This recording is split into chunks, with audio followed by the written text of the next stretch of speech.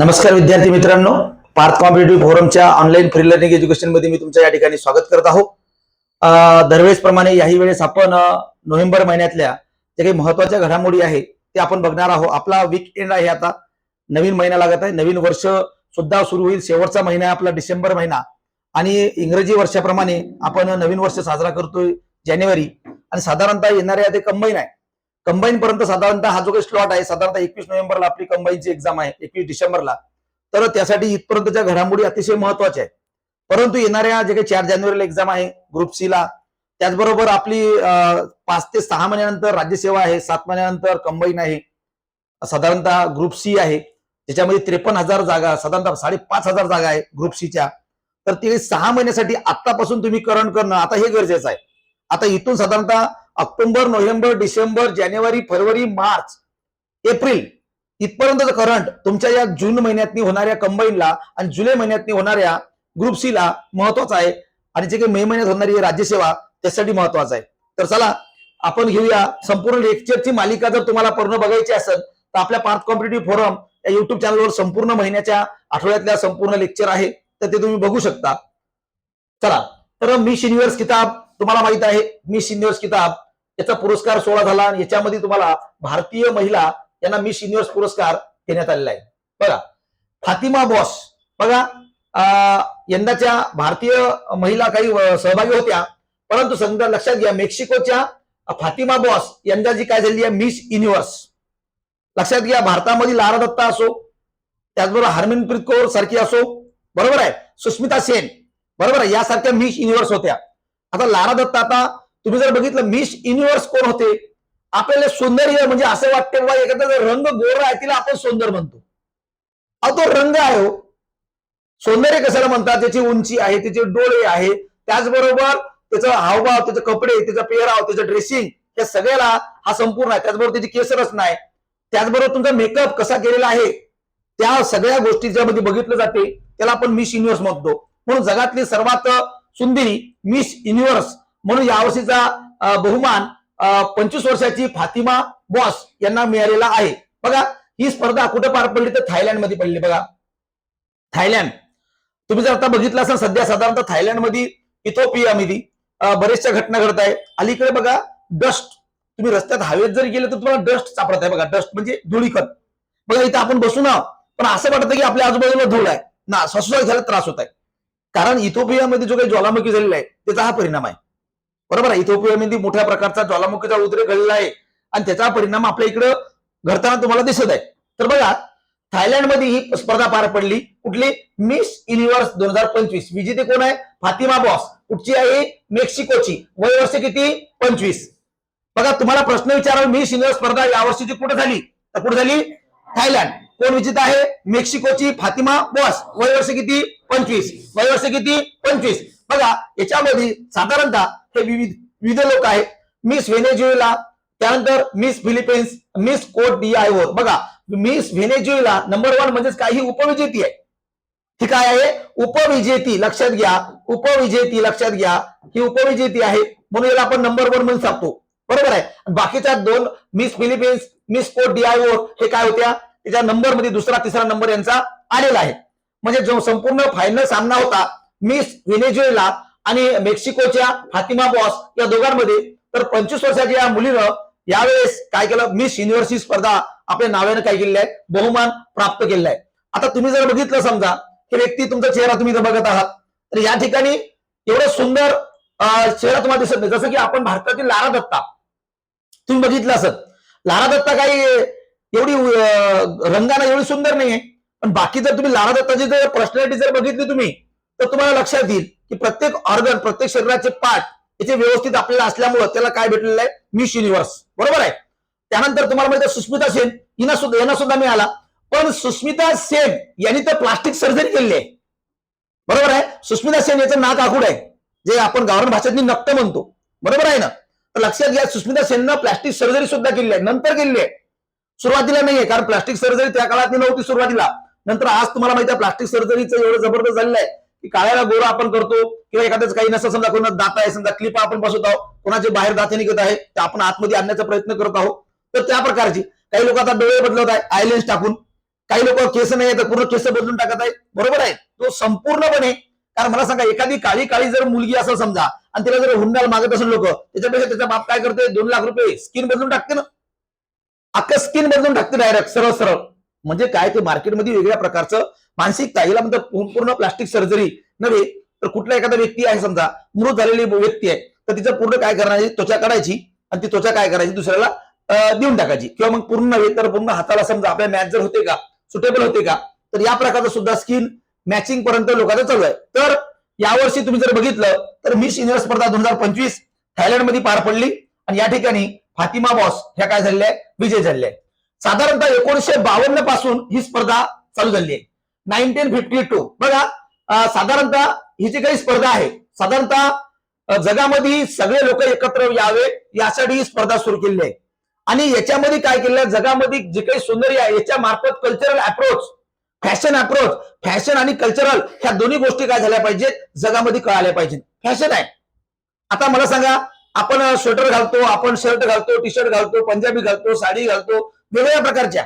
हे कोण आहे, फॅशन डिझायनर. तुम्हाला वेगवेगळ्या प्रकारचे कपडे मार्केटमध्ये आणणारे हे कोण आहे, फॅशन डिझायनर आहे. आता बघा, या फॅशन डिझायनरला महत्व मिळालं पाहिजे. त्याचबरोबर विविध देशातलं कल्चर आहे. आपलं कल्चर कशावरून दिसते, कपड्यावरून. कशावरून दिसते, कपड्यावरून. बघा, झाकलेले कपडे आहे तर समजून जाते हे कुठचा भाऊ, भारतीय आहे. आणि एखाद्या लग्नात जर एखादी पोरगी दिसली, याला कमी कपडे आहे, काय समजायचं, याचे मायबाप पुढचे आहे, फॉरेनर आहे.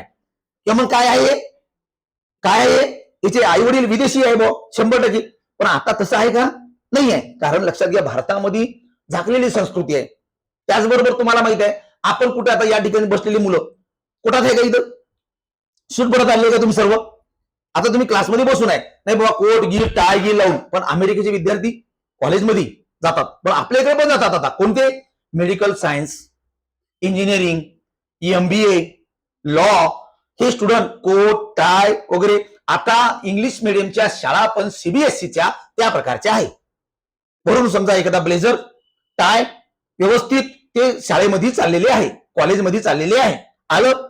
आता मला सांगा, आपल्या इकडे भर एवढ्या टेम्परेचर मध्ये कोट घालून माणूस पहिले दबाचा, बरोबर आहे ना. आपल्या क्लासरूम मध्ये काही AC नाही आहे, बरोबर आहे. बाहेर वातावरण एवढं थंड नाही आहे, आपलं गरम एवढं वातावरण आहे ना. त्यामुळे पण फॉरेन मध्ये काय आहे, त्या प्रकारची संस्कृती ते ठीक आहे. तर लक्षात घ्या, तर ह्या स्पर्धा जिंकणारे 1952 पासून सुरुवात झालेली आहे. भारतामध्ये 3 लोक आजपर्यंत मिस युनिव्हर्स स्पर्धा जिंकलेली आहे.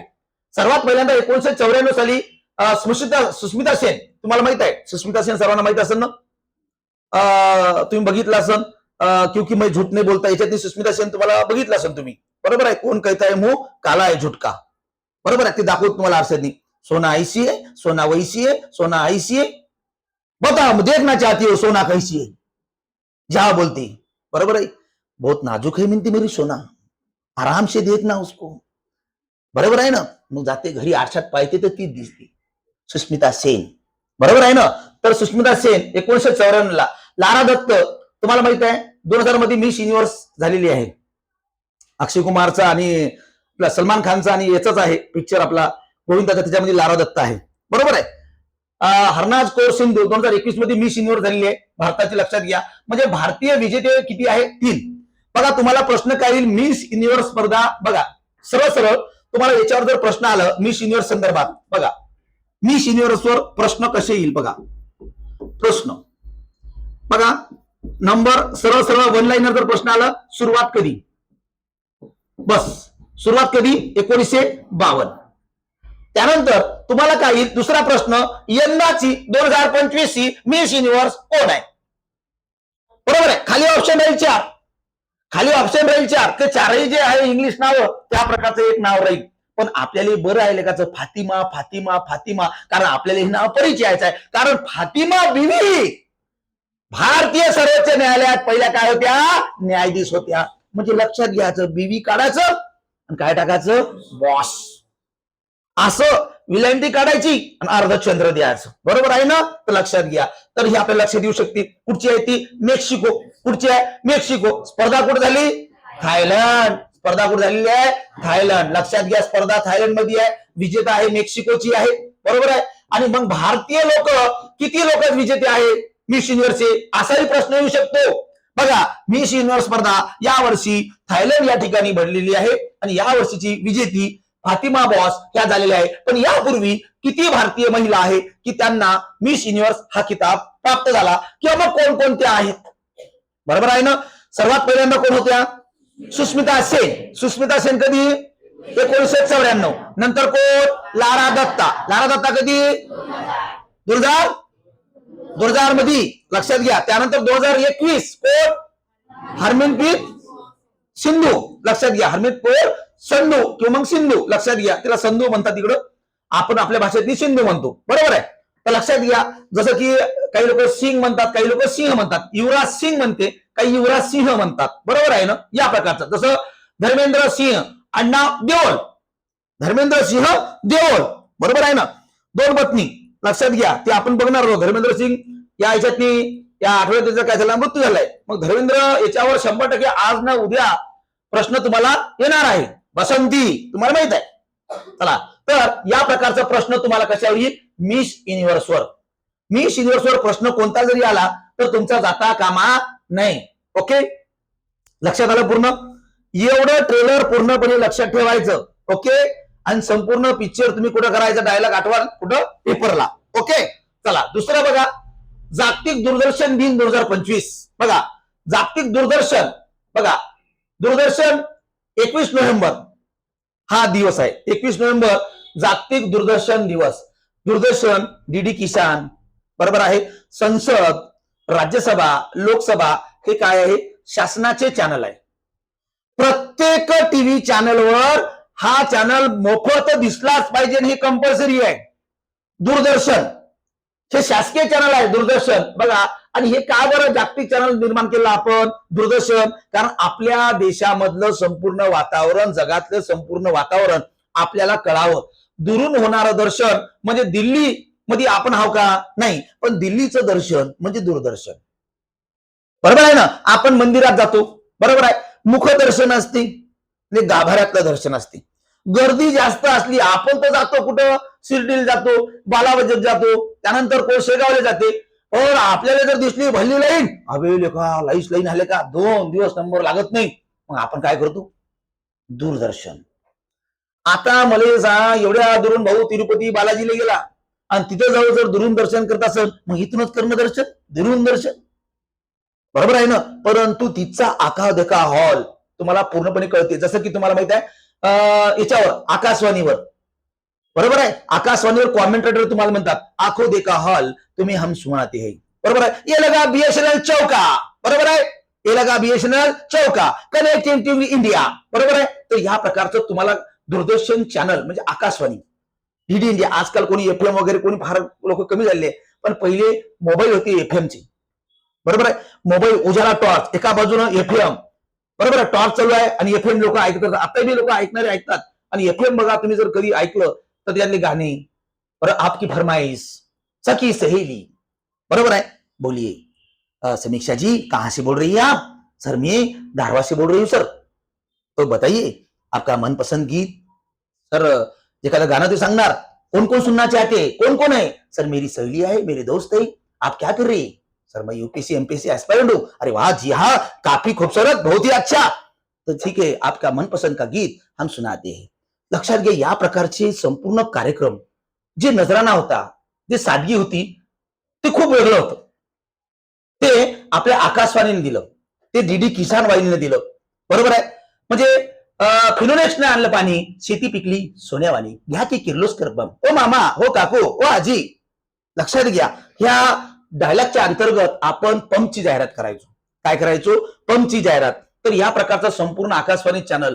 तसंच तुम्हाला माहिती आहे दूरदर्शन, साधारणतः बघा, जागतिक दूरदर्शन दिनाचा इतिहास जर बघितला, 1996 ला संयुक्त राष्ट्र महासभा यांनी पहिल्यांदा हा कार्यक्रम साजरा करायची स्थापना केली. आणि पोस्ट वर्ल्ड टेलिव्हिजन फोरमनं 1996 ला हा काय केला? पहिला दिवस साजरा केला. लक्षात घ्या, म्हणजे साधारणतः आमसभा असते युनोची, हे आपल्याला जागतिक दिवस ठरवतात. बरोबर आहे. राष्ट्रामध्ये आपण संसद ठरवते, आमसभा काय करते? आमसभा भरवते आणि त्याच्या मार्फत हा दिन ठरवते. बघा, साधारणतः या दिवसाची थीम बघा, 21 नोव्हेंबर जागतिक दूरदर्शन दिन. यावर्षी थीम बघा, एक विश्वासू मित्र म्हणून दूरदर्शन, माहिती सक्षमीकरण आणि कनेक्टिव्हिटी. बघा, एक विश्वासू मित्र म्हणून दूरदर्शन, माहिती सक्षमीकरण आणि कनेक्टिव्हिटी. विश्वासू मित्र तुम्हाला बघा, तुम्ही बाकीच्या टीव्ही चॅनल बघत असाल तर त्याच्या सिरियल पाहायचं आणि दूरदर्शनवरची सिरियल पाहायचं. आजकालच्या सिरियल अशा आहे, सोनी टीव्ही, सब टीव्ही याच्यावर तुम्ही पाहता, झी टीव्ही, भयानकच. एकही सिरियल असं नाही की एका बाईचा एकच नवरा आहे. पाहिलं का तुम्ही? ते कसोटी जिंदगी एकदम विशेष नाही, टेस्ट मॅच चालूच आहे, कसोटी संपून नाही राहिली. कुमकुम प्यारा सा बंधन, बरोबर आहे, पवित्र रिश्ता, हा बरोबर आहे. या प्रकारचं सिरियल समाजामध्ये वेगळ्या प्रकारचं कल्चर बिघडत आहे, वेगळ्या प्रकारचा अप्रोच बिघडत आहे. लहान लहान मुलं, लहान लहान मुली काय शिकणार आहे? पण दूरदर्शनावर तुम्ही जर बघितलं तर याच्यातनी तुम्हाला रामायण, महाभारत, बरोबर आहे, एखादं काही तुम्हाला लहान लहान ग्रामीण भागाच्या काही गोष्टी, त्यानंतर क्विज कॉम्पिटिशन या प्रकारच्या, आणि चित्रपट रोज नव्हे, ते शनिवार रविवार या प्रकारचं. कारण तुम्हाला माहिती आहे कल्चरल अप्रोच ठेवण्याचं काम हेच आहे. म्हणून एक विश्वासू मित्र म्हणून दूरदर्शन. त्यानंतर माहिती सक्षमीकरण आणि कनेक्टिव्हिटी, बघा शासनाचा संपूर्ण प्रोग्राम हे दाखवते दूरदर्शन. बाकीचे टीव्ही चॅनल दाखवत नाही. एकच बातमी 10 वेळा रिपीट चालू राहते. पण इथं बघा सकाळी संध्याकाळी 2 टाइम बातम्या आणि एकदम फास्ट मध्ये. अर्ध्या घंट्याचे काही 7 ते 7:30 जर बातम्या तुम्हाला लागल्या तर आपल्याला पूर्णपणे कळते. पण इथं एकच बातमी 10 वेळा चालू राहते दिवसभर. कधी पाहत राहा आपण युट्यूबवर, बरोबर आहे ना. कोण आला, कोण गेला, हे इकडे चालला, तिथे झाला, आज हे तिला शिव्या मारवायला, ते तिला शिव्या मारवायला, बरोबर आहे ना. हे पूर्णपणे टीआरपी वाढवण्याचं काम आहे. परंतु हे सक्षमीकरण माहिती तंत्रज्ञानाचं काम दूरदर्शननं केलं. 1996 पासून हे सुरू झालं. यावर्षीची थीम आपण बघितली की एक विश्वासू मित्र म्हणून दूरदर्शन, माहिती सक्षमीकरण आणि कनेक्टिव्हिटी. बघा पोरो, थीम तुम्हाला विचारतात. बघा दूरदर्शन, जागतिक दूरदर्शन दिन 1900 कधीपासून? 96 पासून. बघा जागतिक दूरदर्शनाची स्थापना 1994 ला, आमसभेने मान्यता दिली 1996 ला, आणि 2025 ची थीम आहे. 21 नोव्हेंबरला हा दिवस आहे. बघा एक विश्वासू मित्र म्हणून दूरदर्शन, माहिती सक्षमीकरण आणि कनेक्टिव्हिटी लक्षात घ्या. पुढे चला, याच्या संपूर्ण याचे महत्व आपण सांगितले आताच, कथाकथन करणे. चला, जगातील श्रीमंत व्यक्ती, भविष्यात तुमचं नाव असलं पाहिजे अशी अपेक्षा आहे. अरे जगातलं नव्हे रे, निदान गावातलं तरी असावं. सर आमच्या मनाची श्रीपंती कशी आहे? अपरंपार. ती नाही, लक्षात घ्या. निदान गावात आपण श्रीमंत असावं, जिल्ह्यात नाही हो. अहो निदान गावात तर आपलं ओळख पाहिजे, तालुक्यात असली पाहिजे राव. अरे मला सांगा ना, तुम्ही जर ठरवलं तर काही होऊ शकते, पण त्या पैशानं तुम्ही चांगलंच काम करणार आहे. बरं मग सांगा, चांगले काम करायचंय, आता मला तुम्हाला शिकवायचं आहे. आता हा बोर्ड नाही, हॉल नाही, खुर्च्या नाही, कसं शिकवणार आहे? तुम्हाला चॅरिटी करायची आहे, एखाद्या म्हाताऱ्या माणसाला पैसे द्यायचे आहे, चॅरिटी कसं करणार आहे? लक्षात घे, आढात येईल तरच पोहऱ्यात येईल ना. आढात येईल तरच पोहऱ्यात येईल. विहीर जर भरलेली असेल तरच पाणी येईल ना पोहऱ्यात, बकेटमध्ये, तर कसं येईल? तुम्ही जेव्हा कमवसाल तेव्हाच लोकांना देता येईल ना. आज करत नाही का? मला सांगा, अंबानी करू नाही समाजसेवा, अदानी करत नाही समाजसेवा, बॅरी गेट्स करत नाहीये, लॅरी पेज करत नाहीये. सांगा, जगातले सगळेच लोक एक समाजसेवाच करत आहे. जगातून एवढ्या लोकांना नोकऱ्या देत आहे. आज मला सांगा, करलो दुनिया मुठ्ठी में, रिलायन्स कंपनी किती लोकांना जॉब देत आहे? भले भले चांगले चांगले इंजिनियर लोक कंपनी जॉब मध्ये आहे, लाईन मध्ये. तुम्ही कारण कंपनी तेवढी कोण नाही म्हणलं तुम्हाला? मला सांगा ना, जो माणूस पेट्रोल पंपावर काम करणारा माणूस धीरूभाई अंबानी एवढा श्रीमंत होऊ शकतो, तर आपण तर पेट्रोल पंपावर काम नाही करू राहिलो. आपण त्याच्यापेक्षा किती श्रीमंत आहोत? माणूस तिच्या विचारानं श्रीमंत होतो, बरोबर आहे. बडी सोच बडा आदमी, लक्षात घ्या. बडी सोच, ऊंचे लोग ऊंची पसंद, ओनली माणिकचेद नाही, एमपीएससी. हे लक्षात घ्या. ऊंचे लोग ऊंची पसंद उगत कोणीच करत नाही. हिऱ्या गबाळाचे नाव नव्हे आणि हिऱ्या गबाळाचे काम नव्हे. वर्दी मला पाहिजे, बरोबर आहे. वर्दी तुम्हाला तशी भेटते, सोंगाड्याची भूमिकेत नाही. पण वर्दीमध्ये एक पॅशन असलं पाहिजे, काहीतरी अधिकार असला पाहिजे, काहीतरी पॉवर असला पाहिजे, तर ती वर्दी. तर काय कामाची वर्दी ती? त्या दिवशी आपल्या किरण बेदीजवळ पण वर्दी होती, काही पॉवर होती का? पण नाही. चला पुढे बघा. गुगलचे सहसंस्थापक, अल्फाबेट इंक चे प्रमुख शेअर होल्डर लॅरी पेज यांनी अधिकृतपणे जेफ बेझोसला मागे टाकत जगातील तिसरे सर्वात श्रीमंत झालेले आहे. बघा, सर्वात श्रीमंत नाहीये, जगातून नंबर 3 ला कसे झालेले आहे ते श्रीमंत व्यक्ती. आता बघा, साधारणतः इलेक्ट्रिक गाडी जे काढलेली आहे, इलेक्ट्रिक गाडी कोण काढलेली आहे? कोण? Elon Musk. इलॉन मास्क लक्षात घ्या, जगातला तो सर्वात श्रीमंत आहे. इलॉन मास्क लक्षात घ्या. आज ई व्हेकलचं जगमाना चालू आहे आणि त्याने या प्रकारचं पेटंट तयार केलं आणि जगामध्ये सर्वात श्रीमंत एलन मस्क आहे. तर नंबर 3 ला लक्षात घ्या, गुगलचे संस्थापक अल्फाबेट इंक हे झालेले आहे, जे बेजोसला त्यांनी मागे टाकले आहे. बघा साधारणतः तुम्ही जर बघितलं की याची कमाई खूप मोठी आहे. बघा गुगलच्या जेमिनी 3 आहे मॉडेलची घोषणा आणि अल्फाबेटच्या तिमाही कामगिरीनंतर संपत्तीत लक्षणीय वाढ झाली आहे. बघा जेमिनी 3 AI मॉडेल नोव्हेंबर 2025 मध्ये रिलीज झाला आणि अल्फाबेट 2025च्या तिसऱ्या तिमाहीत महसूल $100 अब्ज पेक्षा जास्त आहे. बघा याचं इन्कम बघा $100 अब्ज पेक्षा कसं आहे, जास्त आहे. त्यामुळे तुम्हाला माहित आहे जगामध्ये नंबर 3 चा क्रमांक याचा लागलेला आहे. पुढे बघा जगातले श्रीमंत व्यक्ती, बघा जगातले जे काही श्रीमंत व्यक्ती आहे, भारतातला जो काही अंबानी आहे त्याचा 18वा क्रमांक आहे. बघा 21 नोव्हेंबर 2025 ला ही यादी आली, अब्जाधीशाची क्रमवारी. अब्जाधीशाची क्रमवारी म्हणजे श्रीमंत लोकांची यादी. बघा एलॉन मस्क हा सर्वात श्रीमंत आहे जगातनी. एलॉन मस्क जे काही ई व्हेकल निर्माण केला. Larry Ellison, Larry Page. बघा लॅरी इलिसन काय आहे, त्याने बरेचसे पेटंट तयार केलेले आहे. लॅरी पेज तुम्हाला काय माहिती आहे, लॅरी पेजचं जे फेसबुक बरोबर आहे, गुगल वगैरे आपण सर्च करतो. आता मला सांगा मार्क झुकरबर्ग सारखा व्यक्ती हा किती श्रीमंत आहे. अरे आपण गुगल, मला सांगा गुगल बघितलं त्याला पैसा भेटते, युट्यूब बघितलं त्याला पैसा भेटते, पण त्याने युट्यूब तयार केला.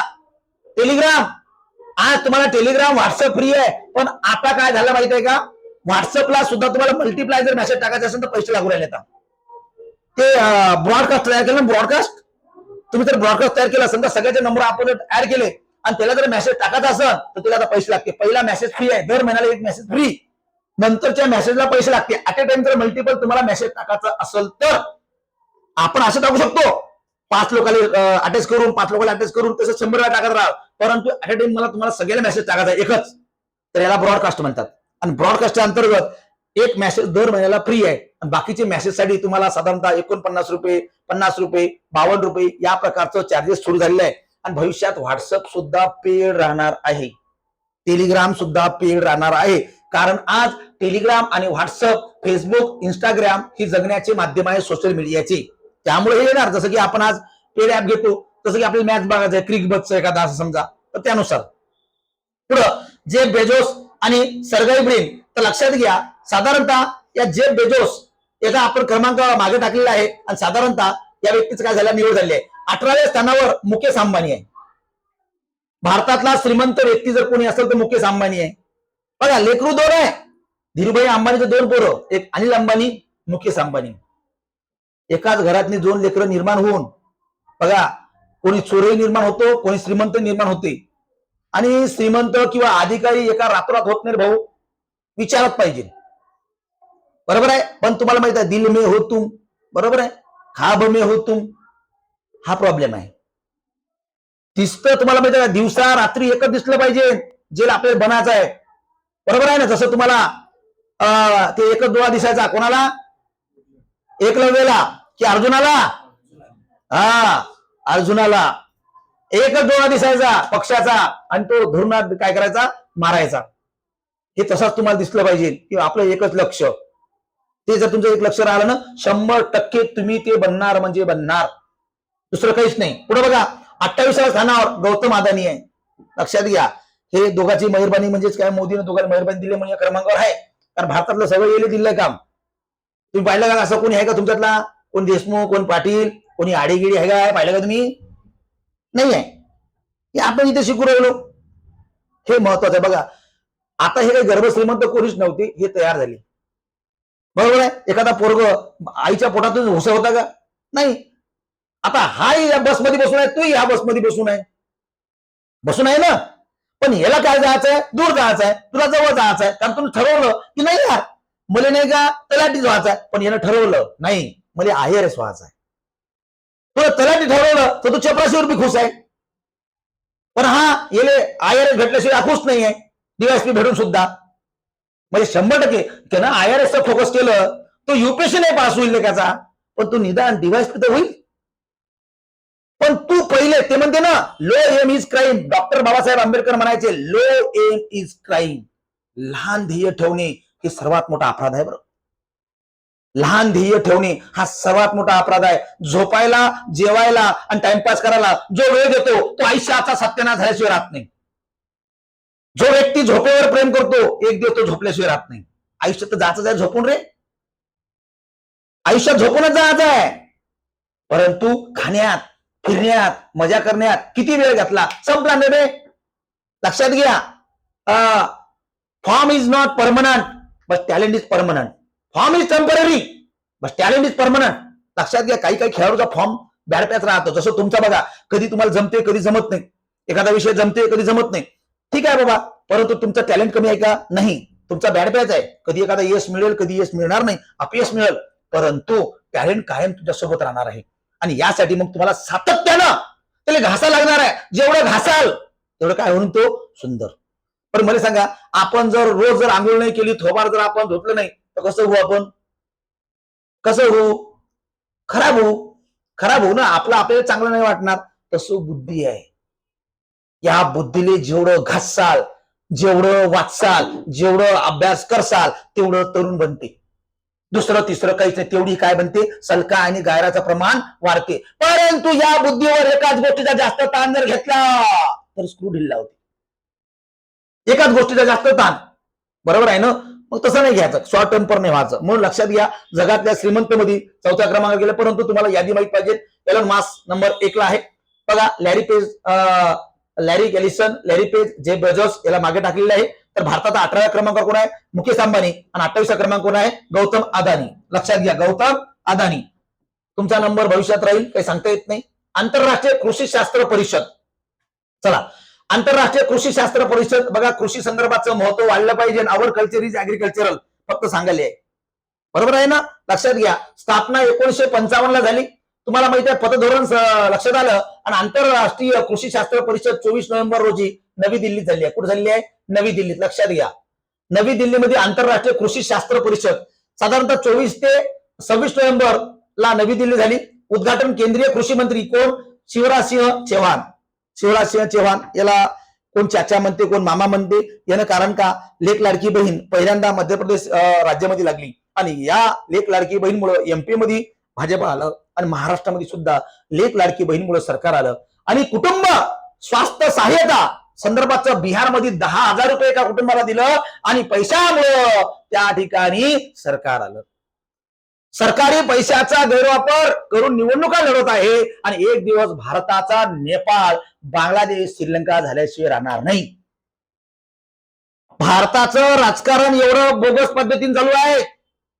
सर्वसामान्यावर टॅक्स, श्रीमंताला टॅक्स माफ. तुम्ही बघितलं असेल तो पार्थ पवार, अजित पवारचा लेकरू, बरोबर आहे? अरे साधारणतः त्याने 100 कोटीचा घोटाळा आहे राव, स्टॅम्प ड्युटीचा. सांगा तुम्ही. मग आपल्या सर्वसामान्यांना स्टॅम्प ड्युटी, आपल्याला जर घर घ्यायचं असेल, प्लॉट घ्यायचा असं, तर आपल्याला 1-1, 1.5, 2-2 लाख रुपये रेव्हेन्यू भरावं लागते. पण या लोकांना माफ आहे. एक दिवस लक्षात घ्या, हे बेरोजगाराचा सन्नाटा, एक दिवस सरकारच्या बघा मनक्यामध्ये, डोक्यामध्ये एखादा रुग्ण मारल्याशिवाय राहणार नाही. लक्षात घ्या तुम्ही. शेतकऱ्याची जी होणारी अवस्था आहे, एक दिवस भारतातला शेतकरी जर उठला तर 100% सरकारला भारत सोडून जावं लागल.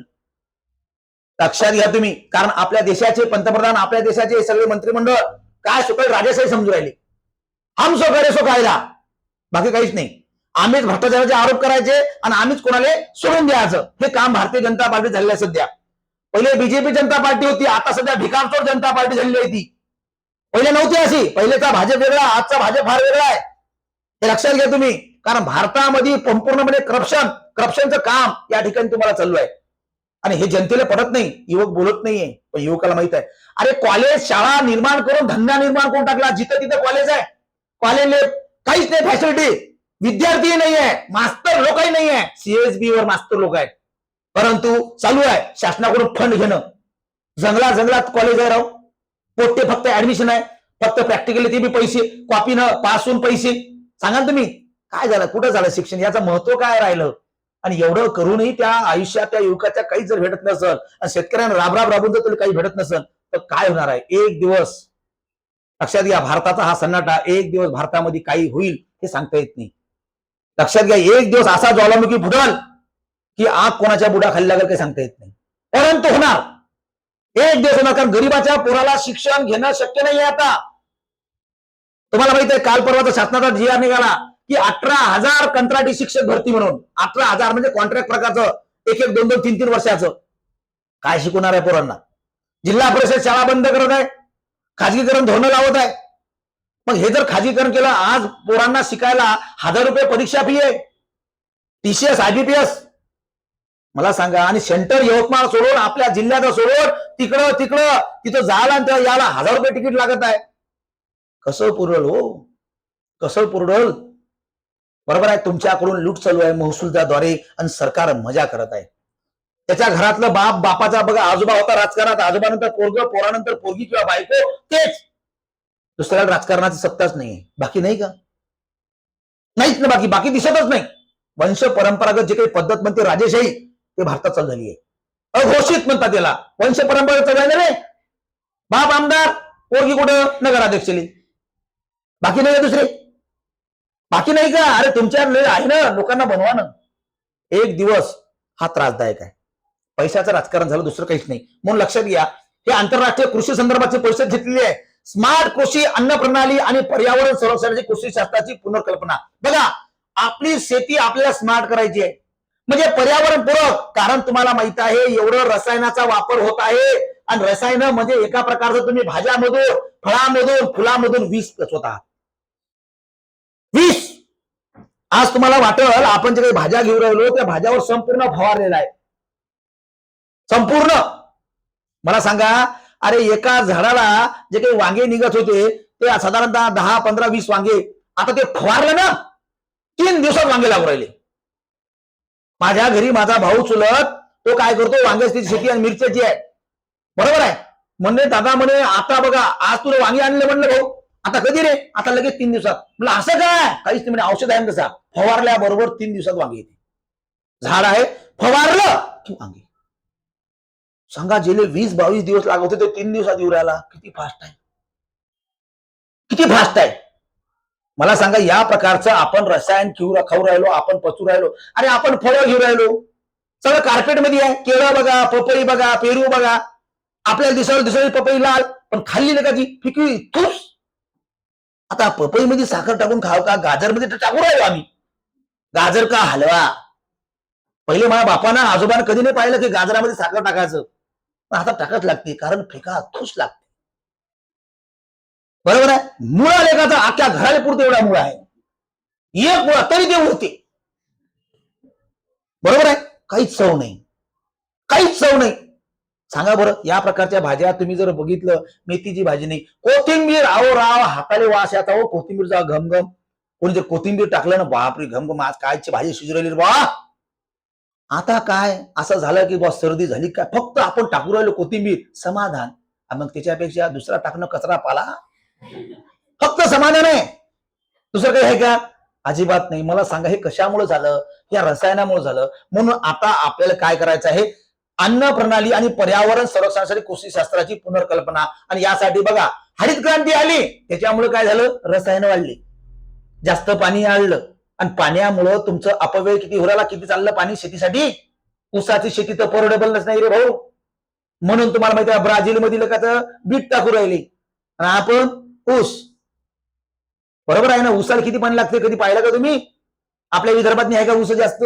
नाही. काय आपल्या इकडं पराठी, नंतर तुराटी. अबे म्हणजे तूर, पराठी म्हणजे कापूस, तूर म्हणजे काय लक्षात घ्या, तुराटी झाड म्हणतो आपण तिला. बरोबर आहे ना. तर लक्षात घ्या, दुसरं काय आहे, नंतर काहीच नाही. शेती डुबली. चाललो आम्ही दिवाळीच्या नंतर. शुभम चालला बा फटका बांधून. कुठे रे शुभम? काही नाही, एंगेजमेंट आहे सर, सोयरीकील चाललो. ते कुठे चाललं रे? माझ्या मित्राला पोरगी पाहायला चाललो आम्ही 2-4 जण. कामच नाही ना शेतीकडे, आपल्याकडे पाणी नाही, शेतीला जोड व्यवसाय नाही, काय करणार आहे? आणि लोक म्हणते बा शेतकरी आत्महत्या. अबे याच्यासाठी उपाययोजनाच नाही, तर करणार काय? मी तर म्हणतो, शेतकऱ्याला यांनी स्वतः मरायला नाही पाहिजे, 2-4 आमदार घेऊन मरायला पाहिजे. तू पी, मी पितो, असाही तर मरू राहिलं. मग कोणाची इच्छा असेल तर मला सांगा, ते सांगतो 2-4 लोकांची नावं, येले ठोकले का चली. बरोबर आहे. चला पुढे बघा. तर हे कार्यक्रमाची वैशिष्ट्य आहे बघा. आयोजक आहे इंडिया सोसायटी ऑफ अॅग्रोनॉमी. बघा, ICAR ANS, लक्षात घ्या, हे प्रकारच्या आंतरराष्ट्रीय संस्था आहे. सहभागी बघा, विविध नेते आहे, कृषी तज्ञ लोक आहे, आणि स्मार्ट शेती, शाश्वतता, हवामान, लवचिकता याचं काम आहे. बघा, कृषीचं महत्व वाढलं पाहिजे, कृषीच्या गोष्टी वाढल्या पाहिजे, कृषीमध्ये तंत्रज्ञान आलं पाहिजे. पण माहितीये का, शासन म्हणते हे सगळ्या गोष्टी आपण आणू, तुम्हाला माहिती आहे आता ड्रोन आले, ड्रोन फवारणीसाठी ड्रोन आणले. आता मला सांगा ड्रोनची किंमत किती आहे का माहित कोणाला? ड्रोनची किंमत किती आहे? येस, तुला माहिती असं कोणा माहिती आहे? ड्रोन ड्रोन ड्रोन माहिती आहे ना? दुरण नाही रे, ड्रोन माहिती आहे का? तुम्ही कोण पाहिजे ड्रोन? सध्या लग्नात आहे ना ड्रोन. आता माहित आहे का लग्नातनी लाडू जिलेबी खाताना बरोबर पाच जा. पहिले कसं होतं, कॅमेरावाले ये लाडू घेऊन खाली होते. आता तुम्ही कसे खाऊ राहिले वरून दिसून राहिलं. किती 10 वेळा ताट घ्यायला चालले. कधी दिसते माहिती कॅसेट मध्ये लग्न झाल्यावर, अरे काय पोर आला बे कसा हे बाई पाय ना म्हणते. बरोबर आहे, सकाळी सकाळी म्हणते हेल्थी कॉन्शियस आहे म्हणते, ही पाय किती खाऊ राहील पाय. आणि म्हणते मी काहीच नाही जेवली, ताटात दिसते तुमच्या. वरून आहे सगळीकडे कोण कोपच्या कापच्या चालला बघा. लग्न मंडपाच्या इकडून तिकडून बघा, 1 नंबर 2 नंबर काहीच करू नका. वरून आहे कॅमेरे. बुढे बरायला मात्र माहित नाही विचारा, तो दिसते मग अरे कोण आहे म्हणते बुडा. कारण ड्रोन तुम्हाला पूर्ण कॅप्चर करायला, बाहेरच्या गाड्यापासून तुमच्या सगळ्या रहदारीपासून सगळं काय करते, कॅप्चर करते. माहित आहे का? हे काही लोकांना माहित नाही. तसं तुम्हाला माहिती आहे साधारणतः तुम्ही जर बघितलं 50,000 60,000 1 लाख 2 लाख इथपर्यंत किमती आहे. त्याच्यावर वेगळ्या प्रकारचे वर्जन आहेत, त्यानुसार कंपनी आहे. त्यानुसार मला सांगा एक साधा पंप तर माझ्या कास्तकाराच्या बापाजवळ नाही आहे. बरोबर आहे, फवारणी मारायचा. तोच म्हणते ते नयन काळे हायकर मध्ये पंप बा उद्यामध्ये फवारा मारतो म्हणते मी. ते पंप नाही त्याच्याजवळ आणि तो ड्रोन आणणार का 50,000चा? सांगा ना. आणि दुसरी गोष्ट तिला कळते का? बघा आता शेषाची खरेदी आहे. काल मला शुभम सांगे की कास्तकाराला जर गव्हर्नमेंट मध्ये जर कापूस विकायचा असेल तर त्याची नोंदणी करावी लागते, ते पण ऑनलाईन. आणि त्याला मेसेज येते ओटीपी, आणि ते ओटीपी परत टाकायला लागते. आता मला सांगा शेतकऱ्याला एवढं जमल का? जर शेतकऱ्याला एवढं जमलं असतं तर ते काय झाले असते, कृषी सहाय्यक तर झाले असते, कमीत कमी कृषी अधिकारी झाले असते. मुली कळतच नाही राव. सरकार म्हणजे आमच्या कास्तकाराला एवढं काही समजते स्मार्ट. बरोबर आहे ना, स्मार्ट तंत्रज्ञान आणत आहे. तर हे कशासाठी आणत आहे, तर पर्यावरण पूरक शाश्वत शेती करायचं आहे. यासाठी परिषद झाली. फक्त एवढं लक्षात घ्यायचं, पर्यावरणासंदर्भाचं कृषीचं तंत्रज्ञान आणण्यासाठी परिषद झाली. कुठे झालेली आहे? नवी दिल्ली. बरोबर आहे. साधारणतः 3-4 दिवसाची नवी दिल्लीला ही परिषद होती. आणि या परिषदेमध्ये कृषी शास्त्राबद्दल काही तरुण चालले. चला पुढं, T20 वर्ल्ड कप जिंकला आपण. बघा दृष्टीहीन जे काही महिला आहेत, ज्यांना डोळे नाही आहे, तुम्हाला मी काय म्हणतो, माणसाचं डोळे आहे का हे महत्वाचं नाही, माणसाची दृष्टी महत्वाची आहे, दृष्टिकोन महत्वाचा आहे. बघा काही लोकांना डोळे आहे म्हणून याचा अर्थ तो विद्वान आहे अशी बाजवा नाही. तुमच्या जो डोळे किती जिवंत आहे हे फार महत्वाचं आहे. तुम्हाला असं वाटतं की आपल्या जो डोळे आहे, तुम्हाला जर डोळे असते तर तुम्हाला तुमच्या आईवडिलाची परिस्थिती कळली असती. तुम्हाला जर डोळे असते तर तुमचं वाढतं वय तुम्हाला कळलं असतं. तुम्हाला जर डोळे असते तर बाकीचे घर बघून, बाकीचे जे दिवाळी बघून तुमच्या डोळ्यात अश्रू आलं असतं. अरे यार आपण काय करतो, दिवाळीला तमाशा करू राव, आपल्या घरात कधीतरी अशी श्रीमंती असली पाहिजे. ते डोळे तुम्हाला नाही. तुम्ही डोळ्याचं परीक्षण करत नाही. बाकीचे मुलं काय करताय, आपण काय करतो, याचा अर्थ तुम्हाला डोळे नाहीये, दृष्टिकोन नाहीये. माहितीये का? ज्याचा जो दृष्टिकोन असेल तो जगातला सर्वात श्रीमंत व्यक्ती. म्हणून आंधळे असून काय उपयोग नाहीये. तो आंधळे जरी असेल तर या लोकांनी भारताची शान तिरंगा लहरा दो, तिरंगा लहराला येणे. आणि तुम्हाला माहित आहे यावेळेस तर भारतानं पुरुषाचं पण जिंकलं, त्यानंतर महिलांचं पण वर्ल्ड कप जिंकलं, तुम्ही बघितलं असेल. बघा तर या ठिकाणी अंतिम सामना 22 ते 30 नोव्हेंबर ठिकाण बघा पी सारावनतू स्टेडियम कोलंबो श्रीलंका या ठिकाणी झाला. विजेता भारत आहे. नेपाळला हरवलं, नेपाळला हरवलं भारताने. लक्षात घ्या भारताची जी अंध टीम आहे महिलांची, त्या अंध महिलांच्या टीमनं आज तुम्हाला माहित आहे नेपाळला हरवून विश्वविजेते झालेले T20 मध्ये, वर्ल्ड कप क्रिकेटमध्ये. मला सांगा आंधळे लोक राहू जग जिंकू शकते तर आपण कोण नाही राहू. मग एक काम करा, तुम्ही डोळे असून सुद्धा यांच्यासारखं खेळू नाही शकत. मग काय कामाचे डोळे तुमची? तुम्हाला ज्या माणसाला दोन्ही हात नाहीये आणि तो जगातला सर्वात उत्कृष्ट कोण आहे, चित्रकार आहे, सांगा तुम्ही. पायानं लिहितो, सांगा तुम्ही. म्हणजे माणसाला हात पाय असून काय कामाचा? आपल्याजवळ तो सर्वात श्रीमंत आपण आहोत, सगळं ऑर्गन आपल्याजवळ आहे. बघा भारताची साधारणतः फायनलमध्ये भारताने नेपाळला 7 बळींना पराभूत केले आहे. आणि साधारणतः या विजयी संघामुळे भारताचं पहिल्यांदाच महिलांना काय केलेलं आहे, T20 विश्व करंडक जे आहे क्रिकेट स्पर्धेत काय केलेलं आहे, विजय मिळवला. पहिल्यांदाच ही स्पर्धा सुरू झाली आहे महिलांसाठी T20ची. यापूर्वी 50 ओव्हरचा सामना होता, पण T20 वर्ल्ड कपचा जमाना सध्या चालू आहे सगळीकडे. आणि या ठिकाणी T20 वर्ल्ड कप तुम्हाला प्रश्न 100% येऊ शकतो. T20 वर्ल्ड कप मालिका कुठं झाली आहे, कोणत्या देशात झाली, तर श्रीलंका. कोणता देश होता आयोजक? श्रीलंका. भारत जिंकला. कोणाला हरवलं? नेपाळला. पहिल्यांदाच भारत जिंकला. तुम्हाला प्रश्न असा येईल, अंदाची टीम T20 वर्ल्ड कप किती जिंकली, तर पहिल्यांदा. बघा आपण कन्फिडंट होतो, भारतीय महिला तिकडे जिंकली. ते कोणतं वर्ल्ड कप होतं? किती ओव्हरचं होतं? लक्षात घ्या, तिकडे 50 ओव्हरचं आहे. बरोबर. तिथं कॅप्टन तुम्हाला माहित आहे कोण आहे? बरोबर आहे. तर त्या ठिकाणी बघा ते चर्चेत आहे सध्या, ते मानधना वगैरे ते झालं ते प्रकरण, काही चर्चा चालू आहे. आणि काल परवा बा मला एका याचा फोन आला, सर तुम्हाला माहित नाही का म्हणे. म्हणलं काय? ते स्मृती मानधनाचं लग्न मोडलं का? अबे तो आप आहे ना, तू जुळव ना पहिले, तू लोकांचं मोडलं काय सांगू राहिला? जसं काय याचा नातलं काय स्मृती मानधना, याच्या काकाचीच पोरगी आहे. बरोबर आहे ना. तर काही कामं नाही आहे, बिनकामाचे कामं, रिकामचोट कामं राहते, रिकामचोट मित्र राहिले तर असं काही गोष्टी होती. तर लक्षात घ्या, असे कोणी जर असेल त्याच्या फवारा मारा. कायचा? एंडोसल्फान. मर तू, त्याला कीटकनाशक मारण्याची गरजच आहे. नाही तर त्याच्या तोंडाला काय लावा? जाळी लावा. काय लावा? जाळी लावा. हा, असे कोण कोण आहे ते शोधून घ्यायचे तुमची. हो, नाहीतर ते काय करते, तुम्हाला सोडून टाकते ते. पुढे चला. 53वे सरन्यायाधीश आपले नवीन झालेले आहे. आपल्या विदर्भाचे सरन्यायाधीश गेले. कोण? भूषण गवई. आणि नवीन सरन्यायाधीश आले. मागच्या सरन्यायाधीशावर प्रश्न पण आपला विचारला होता. बरोबर आहे. आता या सरन्यायाधीशावर पण 100% प्रश्न विचारल. कुठं विचारल सांगता येत नाही, पण विचारल. कोणत्या ना कोणत्या एक्झामले विचारल. टाइम पडलं तर सर्वसेवा भरती विचारल, पोलीस भरतीला विचारल, तलाठी ग्रामसेवकला विचारल, PSI STI विचारल, राज्यसेवा विचारल, कंबाई विचारल, कुठे विचारू नका, परंतु विचारणार. हे लक्षात घ्या. बघा, सरन्यायाधीशाला शपथ कोण देते? राष्ट्रपती. म्हणून आपल्या राष्ट्रपती कोण आहे? महामहिम द्रौपदी मुर्मू. प्रथम आदिवासी महिला राष्ट्रपती होणाऱ्या द्रौपदी मुर्मू ह्या पहिल्या. दुसरी गोष्ट, त्यांना शपथ दिली. सरन्यायाधीश भारताचं पहिले कोण होते? एच.जे. कानिया. सर्वात पहिल्यांदा भारताचं सरन्यायाधीश एच.जे. कानिया होते. तुम्हाला माहिती आहे, पहिले फेडरल कोर्टाची स्थापना होती 1935च्या कायद्यानुसार. बघा, भारताचे विविध कायदे झाले. 1935 च्या कायद्यानुसार भारतामध्ये फेडरल कोर्ट होतं आणि फेडरल कोर्टचं रूपांतर कशात झालं? Supreme court. कसं झालं? Supreme court. सुप्रीम कोर्टाची स्थापना 26 जानेवारी 1950. 26 जानेवारी 1950. कुठं? नवी दिल्ली. कुठं? नवी दिल्ली. सुप्रीम कोर्टाचं कामकाज कधीपासून सुरू झालं? 28 जानेवारी 1950. आता बघा, काही पुस्तकात असं दिलेलं आहे की सुप्रीम कोर्टाची स्थापना 28 जानेवारी 1950 आणि काही पुस्तकात 26 जानेवारी 1950.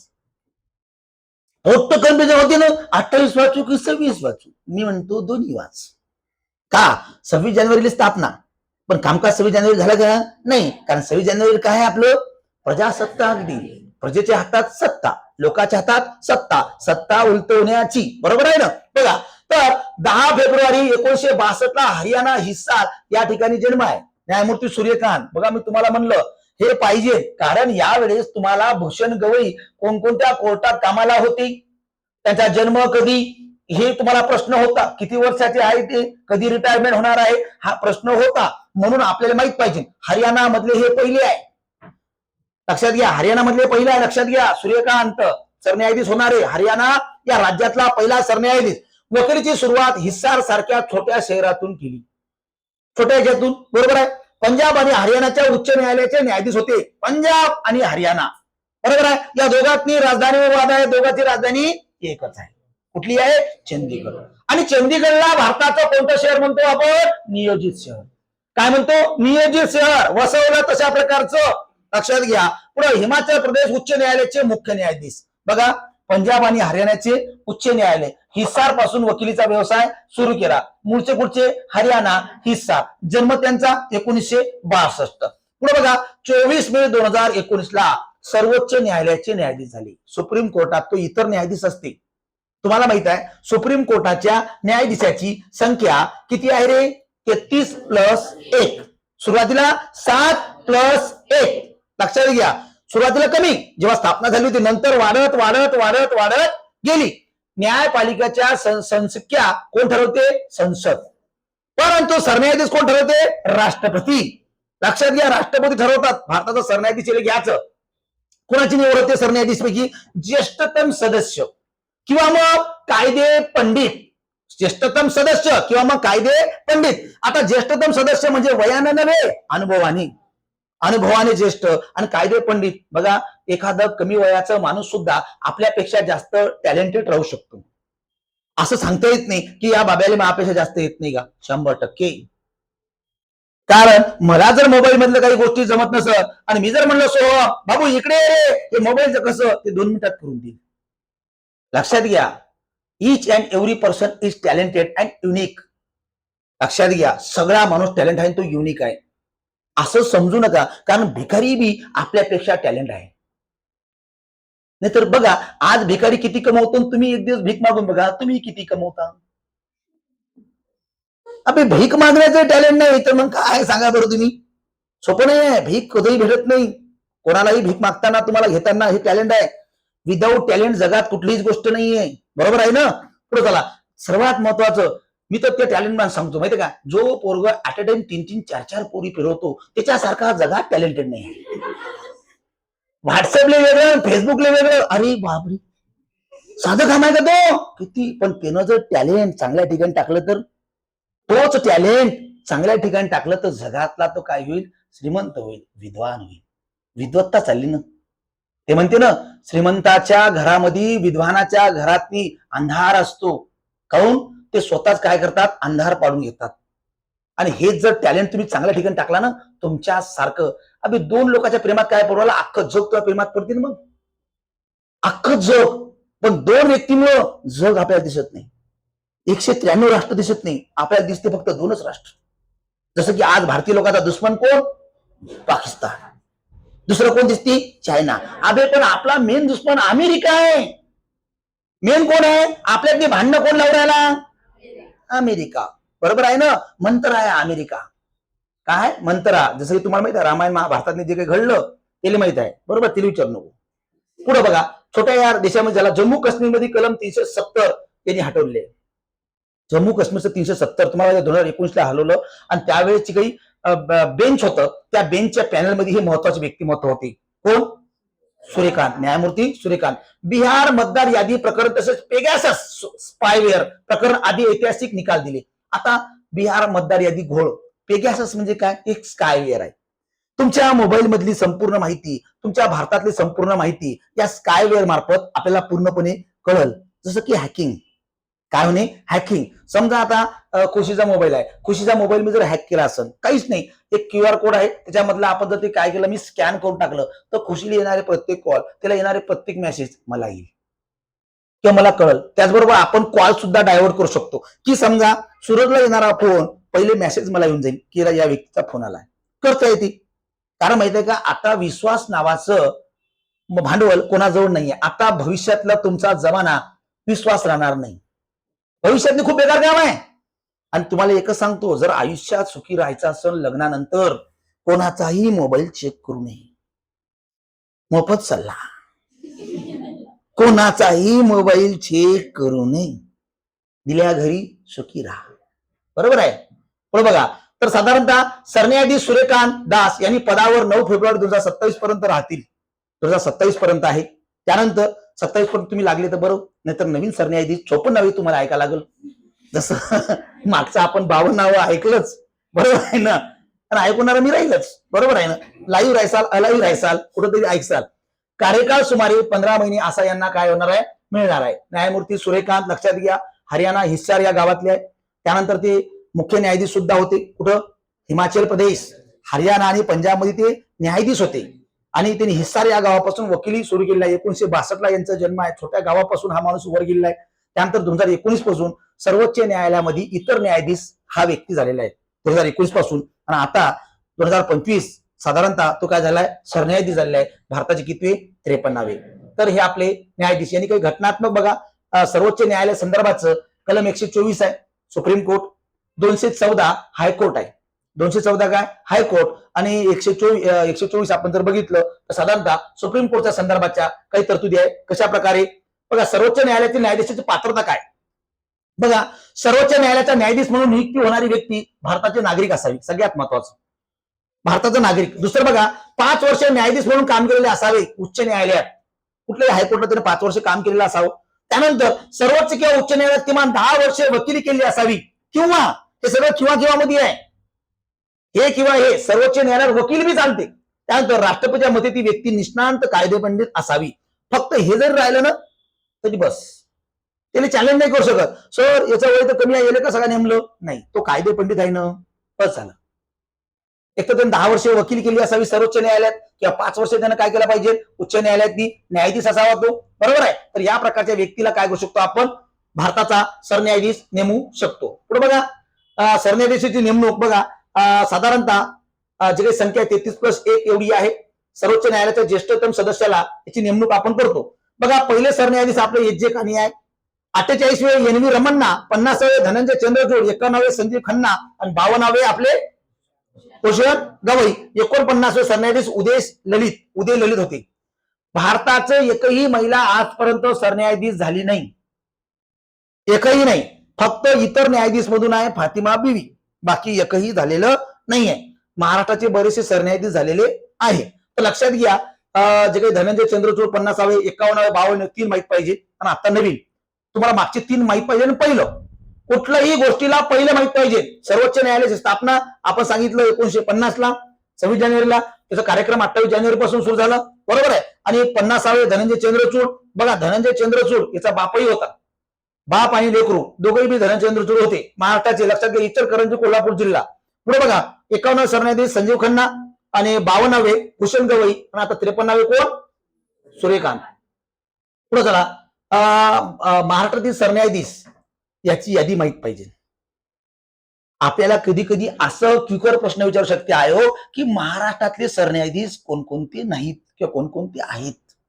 बघा, प्रल्हाद बालाचार्य गजेंद्र गडकर 1954ला महाराष्ट्राचे पहिले सरन्यायाधीश होणारे व्यक्ती प्रल्हाद गजेंद्र गडकर. दुसरे न्यायमूर्ती मोहम्मद हिदायतुल्ला. लक्षात घ्या, सर्वोच्च न्यायालयाचा सरन्यायाधीश न्यायमूर्ती मोहम्मद हिदायतुल्ला हा राष्ट्रपती पण झाला आहे. आपत्कालीन परिस्थितीमध्ये पहिला व्यक्ती आहे राष्ट्रपती होणारा. लक्षात घ्या, न्यायमूर्ती वाय चंद्रचूड, शरद बोबडे 2019, आपल्या यवतमाळच्या बोबडे फिडीस काही संबंध नाहीये. लक्षात घ्या, न्यायमूर्ती डॉक्टर डी.वाय चंद्रचूड, बघा वाय चंद्रचूड आणि डी.वाय चंद्रचूड, बाप आणि लेकरू दोघेही घुसवणारे चंद्रचूड घराणं आहे. पुढं न्यायमूर्ती भूषण गवई, बरोबर आहे. आता एवढे महाराष्ट्रातले काय सरन्यायाधीश झालेले आहे, 1 2 3 4 5 6, बरोबर आहे. 6 व्यक्ती महाराष्ट्राचे काय झालेले आहे, सर्वोच्च न्यायालयाचे सरन्यायाधीश, बरोबर आहे. तर या प्रकारचा महाराष्ट्राचे सरन्यायाधीश 53वे सरन्यायाधीश आपण आता सांगितलंय. पुढे चला, G20 परिषद आंतरराष्ट्रीय परिषद आहे महत्वाची, याच्यावर प्रश्न विचारला जाऊ शकते. IMPA G20, बघा आता T20 वर्ल्ड कप वेगळं, G20 20 देशाची यादी वेगळी. नाही तर तुम्ही मस्त G20 संदर्भात काही आहे का. बघा, अध्यक्षपद दक्षिण आफ्रिकाकडे आहे. कोणाकडे आहे, दक्षिण आफ्रिका. बघा, आफ्रिकेच्या भूमीवर आयोजित करण्यात आलेली ही पहिली शिखर परिषद आहे, पहिली. तुम्हाला प्रश्न विचाराल, G20 परिषद पहिल्यांदा कोणत्या देशात होत आहे, आफ्रिका. कोणता देश आहे, आफ्रिका. बघा, साधारणतः ग्रुप ऑफ 20 देशाचं ग्रुप असलेलं T20, या प्रकारचं G20. लक्षात घ्या, त्याच्यामध्ये साधारणतः 19 प्रमुख अर्थव्यवस्था तसेच EU आणि आफ्रिकन युनियनचा समावेश आहे. बघा, युरोपियन युनियन, EU म्हणजे युरोपियन युनियनचा समावेश याच्यामध्ये आहे, आणि आफ्रिकन युनियनचा सुद्धा समावेश आहे. 19 राष्ट्र आणि युरोपियन युनियन आणि लक्षात घ्या आफ्रिकन युनियन यांचा समावेश आहे. G20 जगातल्या आर्थिक बाबतीवर चर्चा करायचं आणि विविध राष्ट्रांमध्ये ही परिषद भरवायची, हा याचा काय आहे, अजेंडा आहे. म्हणून G20 परिषद, बरोबर आहे. तर लक्षात घ्या, G20 परिषद पहिल्यांदा कोणत्या राष्ट्रात होत आहे, सौरव, साऊथ आफ्रिका. कुठे होत आहे, साऊथ आफ्रिका. पुढे बघा, दक्षिण आफ्रिका, साऊथ आफ्रिका. बघा, G20 कालावधी बघा, 22 ते 23 नोव्हेंबर 2025, जोहान्सबर्ग शहर, दक्षिण आफ्रिका. जोहान्सबर्ग, दक्षिण आफ्रिका, 22 ते 23 नोव्हेंबर 2025, बरोबर आहे. हे झालेले आहे.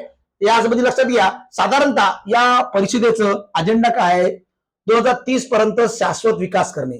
आर्थिक विकास करायचा पण शाश्वत, म्हणजेच काय, पर्यावरण पूरक, ग्रीन जीडीपी उभारायची आहे. काय उभारायची आहे, ग्रीन जीडीपी. बघा, साधारणतः शिखर परिषदचं आयोजन करण्यात आलं 2030 पर्यंत उद्दिष्ट आहे. 2025 G20 ची थीम काय आहे, एकजुटता, समानता और स्थिरता. एकजुटता, समानता और स्थिरता. G20 परिषद आफ्रिकेला झालेली आहे, जोहान्सबर्ग पहिल्यांदा.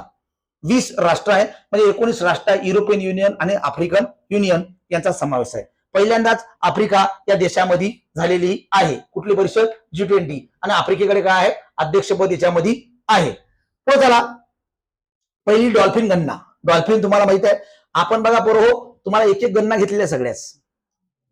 बघा दर लेक्चरला मी एक गणना आणून राहिलो. तुम्ही जर पाहिलं असेल ना, सगळ्या गणना, व्याघ्र जनगणना, प्राणी जनगणना, माणसाची जनगणना, फॉरेस्ट जनगणना, हत्ती जनगणना, सगळं सगळं सगळं आता आणलं डॉल्फिन गणना. डॉल्फिन काय विचारल बघा, तुम्ही म्हणू शकत नाही मास्तर ही जनगणना राहिली, सगळी आहे, सगळीच, काहीच नाही. गाणी ऐकण्यापेक्षा हेडफोन लाव भाऊन ऐकत बस, बरोबर आहे ना, कामी येणार आहे तुझं. आज ना बघा ऐकलेला प्रत्येक शब्द शिक्षणाचा फायदाच होणार आहे, बरोबर आहे. म्हणून डॉल्फिन गणना बघा, डॉल्फिन गणना दर किती वर्षांनी होते, 4 वर्षांना. आपल्याला विचारतात व्याघ्र गणना किती वर्षांनी होते, पशु गणना किती वर्षांनी होते, मानव गणना किती वर्षांनी होते, त्यानंतर जंगल गणना किती वर्षांनी होते, हत्ती गणना किती वर्षांनी होते, हे आपल्याला माहित पाहिजे. जर हे माहित, सगळं सारखं नाही आहे. कोणी 3 वर्षांना आहे, कोणी 2 वर्षांना आहे, कोणी 2 वर्षांना आहे, कोणी वर्षांना आहे, काही 5 वर्षांना आहे, काही 10 वर्षांना आहे. हे लक्षात घ्या तुम्ही. तर बघा 2009 मध्ये राष्ट्रीय जलचर प्राणी म्हणून डॉल्फिनला घोषित करण्यात आलाय. राष्ट्रीय जलचर प्राणी डॉल्फिन. तुम्हाला माहित आहे बुद्धिवान मासा म्हणून याची ओळख आहे डॉल्फिन, बरोबर आहे ना. पहिले माहित होतं आपल्याला, अश्मयुगीन कालापासून जर आपण विचार केलं तर आधुनिक कालापर्यंत डॉल्फिन हा बुद्धिवान मानव म्हणून ओळखला जातो, बरोबर आहे ना. तर बघा पहिले डायनासोर होता, आज तुम्ही डॉल्फिनकडे आपण बघतो की बुद्धिवान आहे. बघा गंगेटिक डॉल्फिन, बघा पंजाब आणि उत्तर प्रदेशात या राज्याचा राज्य जलचर प्राणी म्हणून गंगेटिक डॉल्फिन. बघा राज्य जलचर प्राणी म्हणून काही राज्यांना दिलेलं आहे. पंजाब आणि उत्तर प्रदेश यांचा राज्य जलचर प्राणी, याला आपण नाव दिलंय गंगेटिक डॉल्फिन. लक्षात घ्या. वैज्ञानिक नाव आहे प्लॅटिनिस्टा गँगेटिका. प्लॅटिनिस्टा गँगेटिका हे तुम्हाला सायन्स मध्ये काम येते, बरोबर आहे. वैज्ञानिक नाव, शास्त्रीय नाव तुम्हाला विचारतात, जसं की मॅजिफेरा इंडिकेटा, बरोबर आहे. मॅजिफेरा लिओ, बरोबर आहे. लिओ टायग्रिना, बरोबर आहे ना. इंडिकस, बरोबर आहे. हे विविध शास्त्रीय प्राण्याचे नाव, वनस्पतीचे नाव, वृक्षाचे नाव. ओशियम सॅक्टम, तुळसला काय शास्त्रीय नाव काय बो, आंब्याचं शास्त्रीय नाव काय बो, बरोबर आहे. गाईला शास्त्रीय नाव काय, हे तुम्हाला विचारतात. त्याच्या गणना कुठली आहे, जाती आणि त्याच्या पेशी, बरोबर आहे. तर वैज्ञानिक नाव आहे प्लॅटिनिस्टा गँगेटिका. उत्तर प्रदेश आणि पंजाबचा राज्य जलचर प्राणी म्हणून डॉल्फिनला ओळखलं जाते. कोणते राज्य आहे त्यांनी डॉल्फिनला राज्य जलचर प्राणी म्हणून घोषित केलेलं आहे, तर पंजाब आणि उत्तर प्रदेश. पंजाब आणि उत्तर प्रदेश. आता बघा दर किती वर्षांनी होतं डॉल्फिन गणना, 4 वर्षांनी. आणि याला जलचर जे काही आहे राष्ट्रीय जलचर प्राणी म्हणून घोषित कधी केलं भारत सरकारनं, 2009 ला. राष्ट्रीय जलचर म्हणजे आपल्या राष्ट्राचं, बरोबर आहे. 2009 ला. आपला राष्ट्रीय प्राणी कोण आहे, राष्ट्रीय प्राणी कोण आहे, अरे वाघ आहे ना, वाघ. मग हे तर सांगा, पक्षी हे दिल मागे मोर. हो लक्षात घ्या, लोक मोर खाऊ राहिले.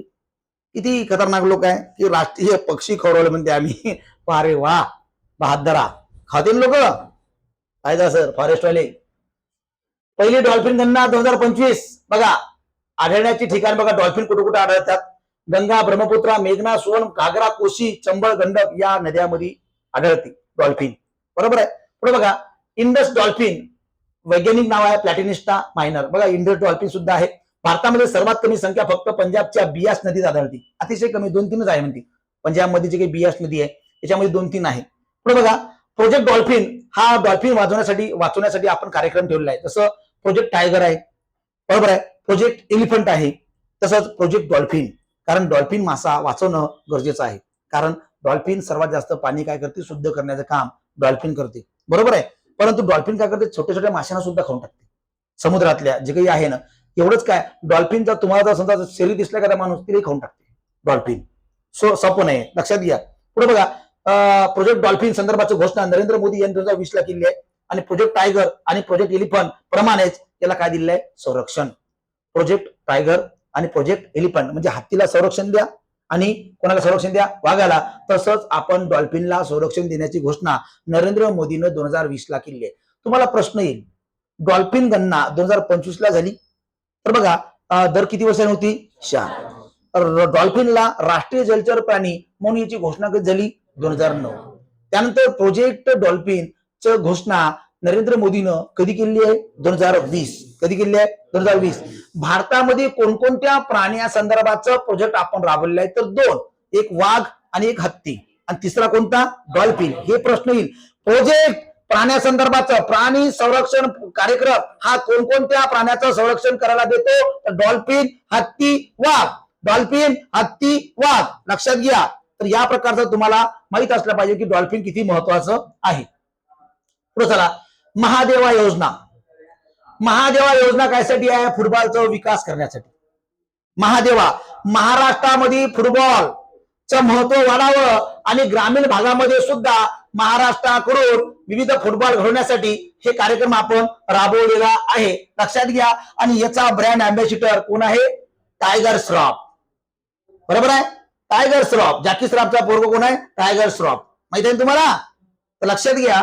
तर टायगर श्रॉफ, तर याला आपण काय केलं आहे? फुटबॉलसाठी ब्रँड अँबॅसिडर केलं आहे. तुम्हाला प्रश्न फक्त एवढाच येईल, ऑफ महादेवा ही योजना कोणत्या राज्याची आहे? महाराष्ट्र. कायसाठी आहे? फुटबॉलचा विकास करण्यासाठी ग्रामीण भागात. आणि याचा ब्रँड अँबॅसिडर कोण आहे? टायगर श्रॉफ. बरोबर आहे? टायगर श्रॉफ. लक्षात घ्या. टायगर श्रॉफला याच्यात मी तुम्हाला सांगितलंय. तर या प्रकारचं आपलं संपूर्ण देवेंद्र फडणवीसनं शालेय जीवनापासून क्रीडा विभागामार्फत आपलं केलेलं आहे. तुम्हाला माहित आहे, तुम्ही सुद्धा स्पोर्टमॅन बनले असतील. तुमच्यातनी कोणी धावपट्टू आहे, कोणी चांगला खो खो खेळतो, कोणी चांगला क्रिकेट खेळतो, कोणी कबड्डी खेळतो. परंतु आपल्या शाळेमध्ये आपल्या कलागुणाला वाव दिलं नाहीये. आपण जर खेळतो म्हणलं तर आपले मास्तर म्हणे, ए अभ्यास कर बे. आपण पण स्पोर्टमॅन तुम्ही झाला असता. माहित आहे का? आपल्या इथं त्या प्रकारचं क्रीडांगण, त्या प्रकारचं साहित्य आपल्या शाळेत काय राहायचं आहे? लगोरी, रिंग. बरोबर आहे? फक्त ते शाळेच्या काही मॅचेस व्हायच्या, कबड्डी फिबड्डी खो खो बिको खेळवायची, झालं. आणि हारलो की संपलं कार्यक्रम. काय बी तुम्हाला खेळता येत नाही, पण त्यातला एखादा खेळू राहत होता ना. दुसरी गोष्ट, तुम्हाला कोणाला गायन येते, बरोबर आहे ना? तुम्हाला कोणी विकास नाही केला. अरे माहितीये का, आपल्याला सगळ्या लोकांनी जे जमत नाही ना, समजा एखाद्या पोट्याले क्रिकेट चांगला खेळता येत असेल, त्याचा अभ्यासात डोकं नसेल, काय हरकत नाही ना. सचिन तेंडुलकर 10वी नापास होता ना. अरे एखाद्या डोकं अभ्यासात लागत नसेल पण खेळामध्ये आहे. आता एखाद्याचं डोकं स्वयंपाक मध्ये बनत असेल. तुमच्या बी काही लोक स्वयंपाक चांगला जमत असेल. आता मला सांगा ना, ती चांगली रेस्टॉरंट ओपन करू शकते ना, चांगला नाश्ता सेंटर ओपन करू शकते ना. पण तुम्ही किती काय म्हणता? हे भाजी गिजी चिरू नको, तू काय कर? अभ्यास कर. पण शेवटी मला सांगा ना, एक दिवस पुस्तक सोडून तुमची आई भाजी कशी बनवायची बेटा, साडी कशी नेसायची, माणसासमोर कसं बोलायचं आणि कसं वागायचं, हे एक दिवस शिकवतेच. कधी? जेव्हा त्याच्या घरातलं राशन पाणी संपते, दुसऱ्याच्या घरातली कुपनवर तुमचं नाव चढवायचं असते. कारण तिकडे कुपन आणलेलं कंट्रोल मधलं तुम्हाला शिजवायचं असते. शेवटी जे पुस्तक वाचत आहे त्याला आई काय म्हणते? लग्न कर आणि भाजी काप. आणि जे भाजी कापतो म्हणते त्याला म्हणते पुस्तक वाच. काहीच गरज नाही ना. जे स्वयंपाकात ज्याचं लक्ष आहे बिचारी लग्न लावून मोकळं व्हा. पण जे शिकत आहे त्याला स्वयंपाक नाही आला चालते, मॅगीवरही जमते कार्यक्रम. आता मला सांगा ना, स्वयंपाक जर नाहीये ना तर एखादी बाई लावून ना कामाला ती, मला सांगा ना, ती एक समाजसेवाच करू राहिली. काय श्रीवल्ली, एक प्रकारची समाजसेवा आहे. तुझं उद्या नोकरी लागली आणि तुला जर 10,000ची एक बाई जर लावली धुण्याला, भांड्याला, स्वयंपाकला, त्या एखाद्या गरीबाचा कुटुंबाचं भलं करत आहे तू. मग पण तुम्ही कधी हे नोकरी लागल्यावर, नाहीतर बघ तुम्हाला काहीच नाही, भीक मागू राहिली, तुम्ही राहिले मी घरात कामाला लावून राहिलो बा, तसं नका करू. एखाद्या ड्रायव्हरला काम देत असेल तुम्ही गाडी चालवायला, समाजसेवाच आहे. कारण एखाद्या गरीबाचा तुम्ही भलं करताय, 10,000 रुपये महिना लावताय तुम्ही, शेकुटी काय घरासमोर ठेवताय, चांगलंच आहे. पण कधी लावू आपण? जेव्हा तेवढे श्रीमंत होऊ, जेवढे कमवते होऊ. बरोबर आहे ना? म्हणून महादेवा ही योजना महाराष्ट्र शासनाने आणलेली आहे आणि महाराष्ट्र शासनाचा हा फुटबॉलाचा विकास करण्यासाठी उपक्रम आहे. ब्रँड अँबॅसिडर कोण? पुढे चला.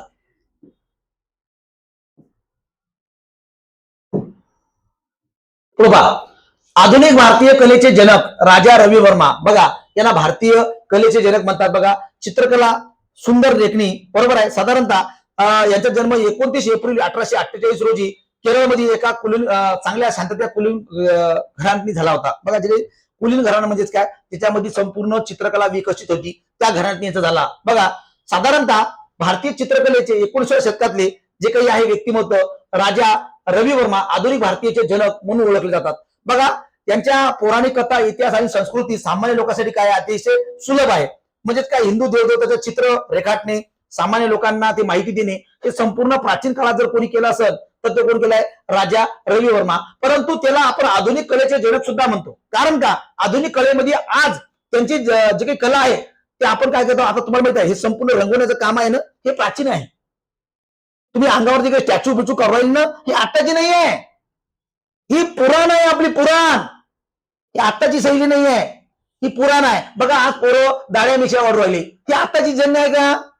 बघा मधातली पॅटर्न होता माहितीये का? दाड्या मिशा क्लीन होतं ना, मधातली जीन्स पॅन्टचा होता, जीन्स पॅन्ट वगैरे शर्ट बिर्ट तो कार्यक्रम केला.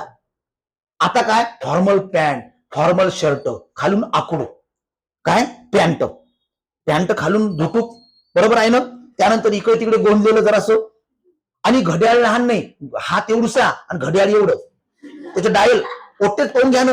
अभि तो हात पाय नाही बी, पण घड्याळचं डायल एवढं मोठं, बरोबर आहे. घड्याळ ते कसं इकडं तिकडं फिरणार, टाइम पण हातातून बी निघू शकते ते, बरोबर आहे ना. आणि प्रत्येक लोकांचं बस ते काहीच नाही, असा हाणलं झापडीत लोकांचं, पण दाढी वाढून, दाढी वाढून, जसं का आता ठीक आहे बा घेऊन जाय बा दाढी वाढून.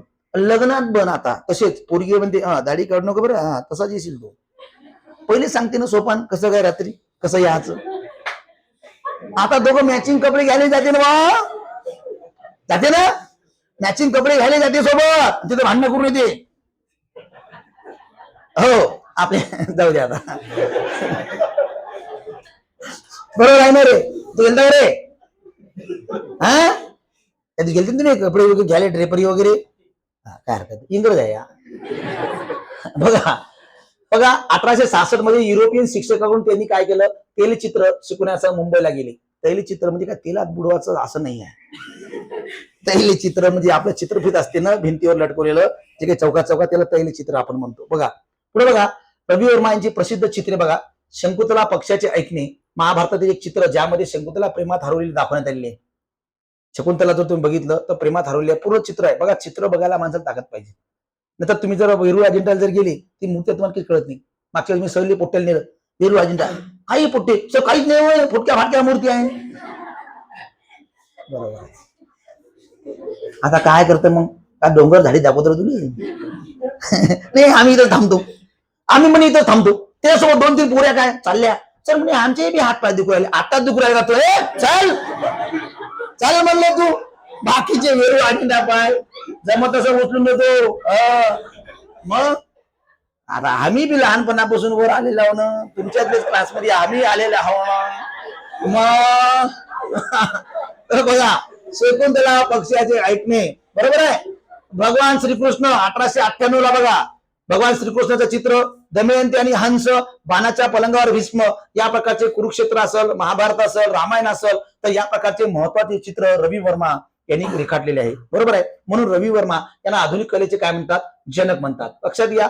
आता रवी वर्माचं हे कळून आलेलं आहे की या संदर्भाचा आधुनिक कलेचे जनक, तर याला भारत सरकारनं आधुनिक कलेचा वारसा जपणारे चित्रकार म्हणून याचं काय केलं? यादीत नाव टाकलेलं आहे.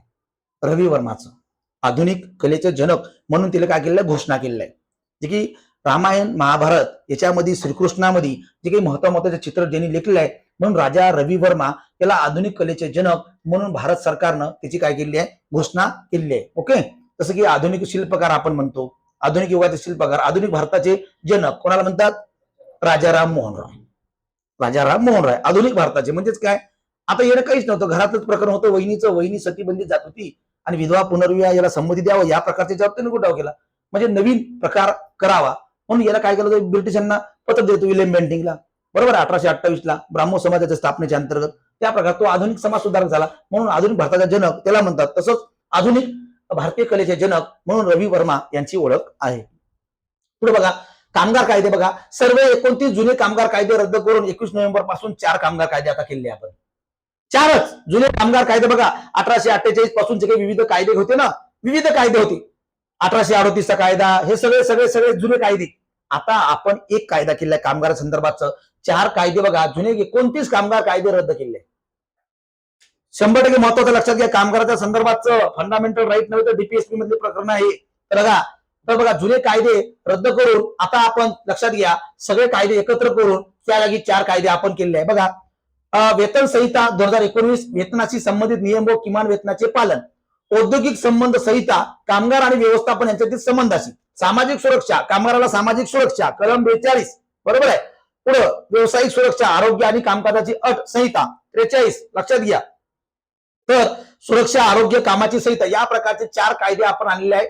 वेतन संहिता, औद्योगिक संबंध संहिता, सामाजिक सुरक्षा आणि व्यावसायिक सुरक्षितता आणि कामकाजा संदर्भाची अट.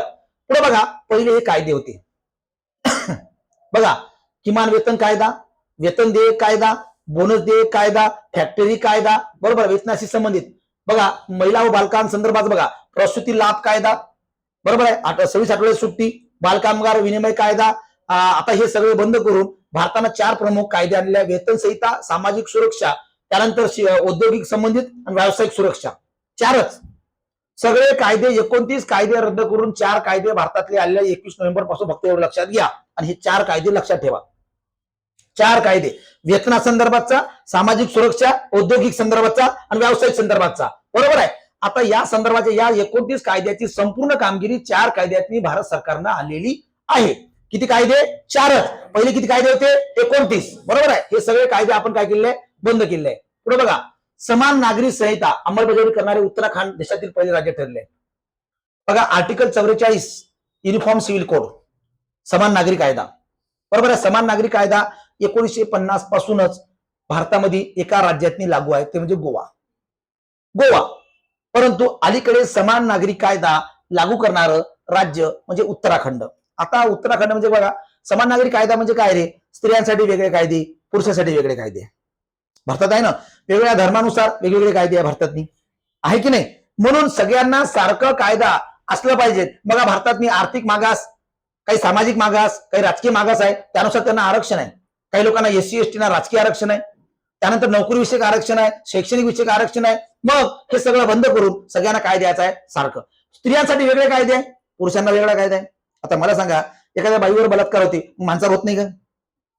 म्हणून पोक्सो आणला. काय आणला? पोक्सो. आणि तुम्हाला माहित आहे काल परवा सुप्रीम कोर्टानं निर्णय दिलाय की संमतीनं असलेलं प्रेम हे बलात्कार होऊ शकत नाही. आणि संमतीनं केलेलं लैंगिक शोषण तर हे शोषण होऊ शकत नाही, कारण याला जबाबदार पुरुषा इतके ती स्त्री सुद्धा आहे. कारण कितीतरी महिला आजपर्यंत तुम्हाला माहित आहे प्रेम करायचं, ज्या दिवशी ब्रेकअप झालं त्या दिवशी ती बलात्काराची केस त्या पोरगी एखाद्या पोरावर टाकते बरोबर. अशामुळे किती लोकांचं आयुष्य बर्बाद झालेलं आहे. कारण मला सांगा ना, प्रेम हे एका बाजूने नाहीये, 2 बाजूने आहे. जबाबदार हात आहेच पण तोही आहे ना. ते नाही म्हणू शकत होते ना. जर तुम्हाला सांगितलं खाता का भाऊ, चहा देऊ का, तुम्ही काय म्हणू शकता? Yes sir no. तुम्ही जर म्हणलं नो, जबर तुमच्या अंगात टाकाल का कोणी? ये रे बा, पी रे तू चमच्यान. नाही ना. जसं तुम्हाला जर कोणी म्हणलं मला तू आवडतोस भाऊ बरोबर आहे, आणि तर म्हणलं मला तू आवडत नाही बरोबर आहे, पण आवडत असेल पण माझ्याजवळ सवड नाही, कारण मी सध्या बिझी आहो. काऊन? मला प्रेम दुसऱ्यावर झालेलं आहे. कोणावर? सरस्वतीवर बरोबर आहे ना. तर सुंदरीसाठी माझ्याजवळ काय नाहीये वेळ, कारण असंख्य सुंदरी माझ्या प्रेमात पडतील. कधी? जेव्हा मी अभ्यास करेल. सरळ सांगू शकतो ना. काय तू तुझ्या मागे लागलीस का? नाही रे बाबा, असं प्रेमच करणं. नकार देऊ शकतो ना, पण हेच तर देणं होत नाही रे. हेच देणं होत नाही, नकार.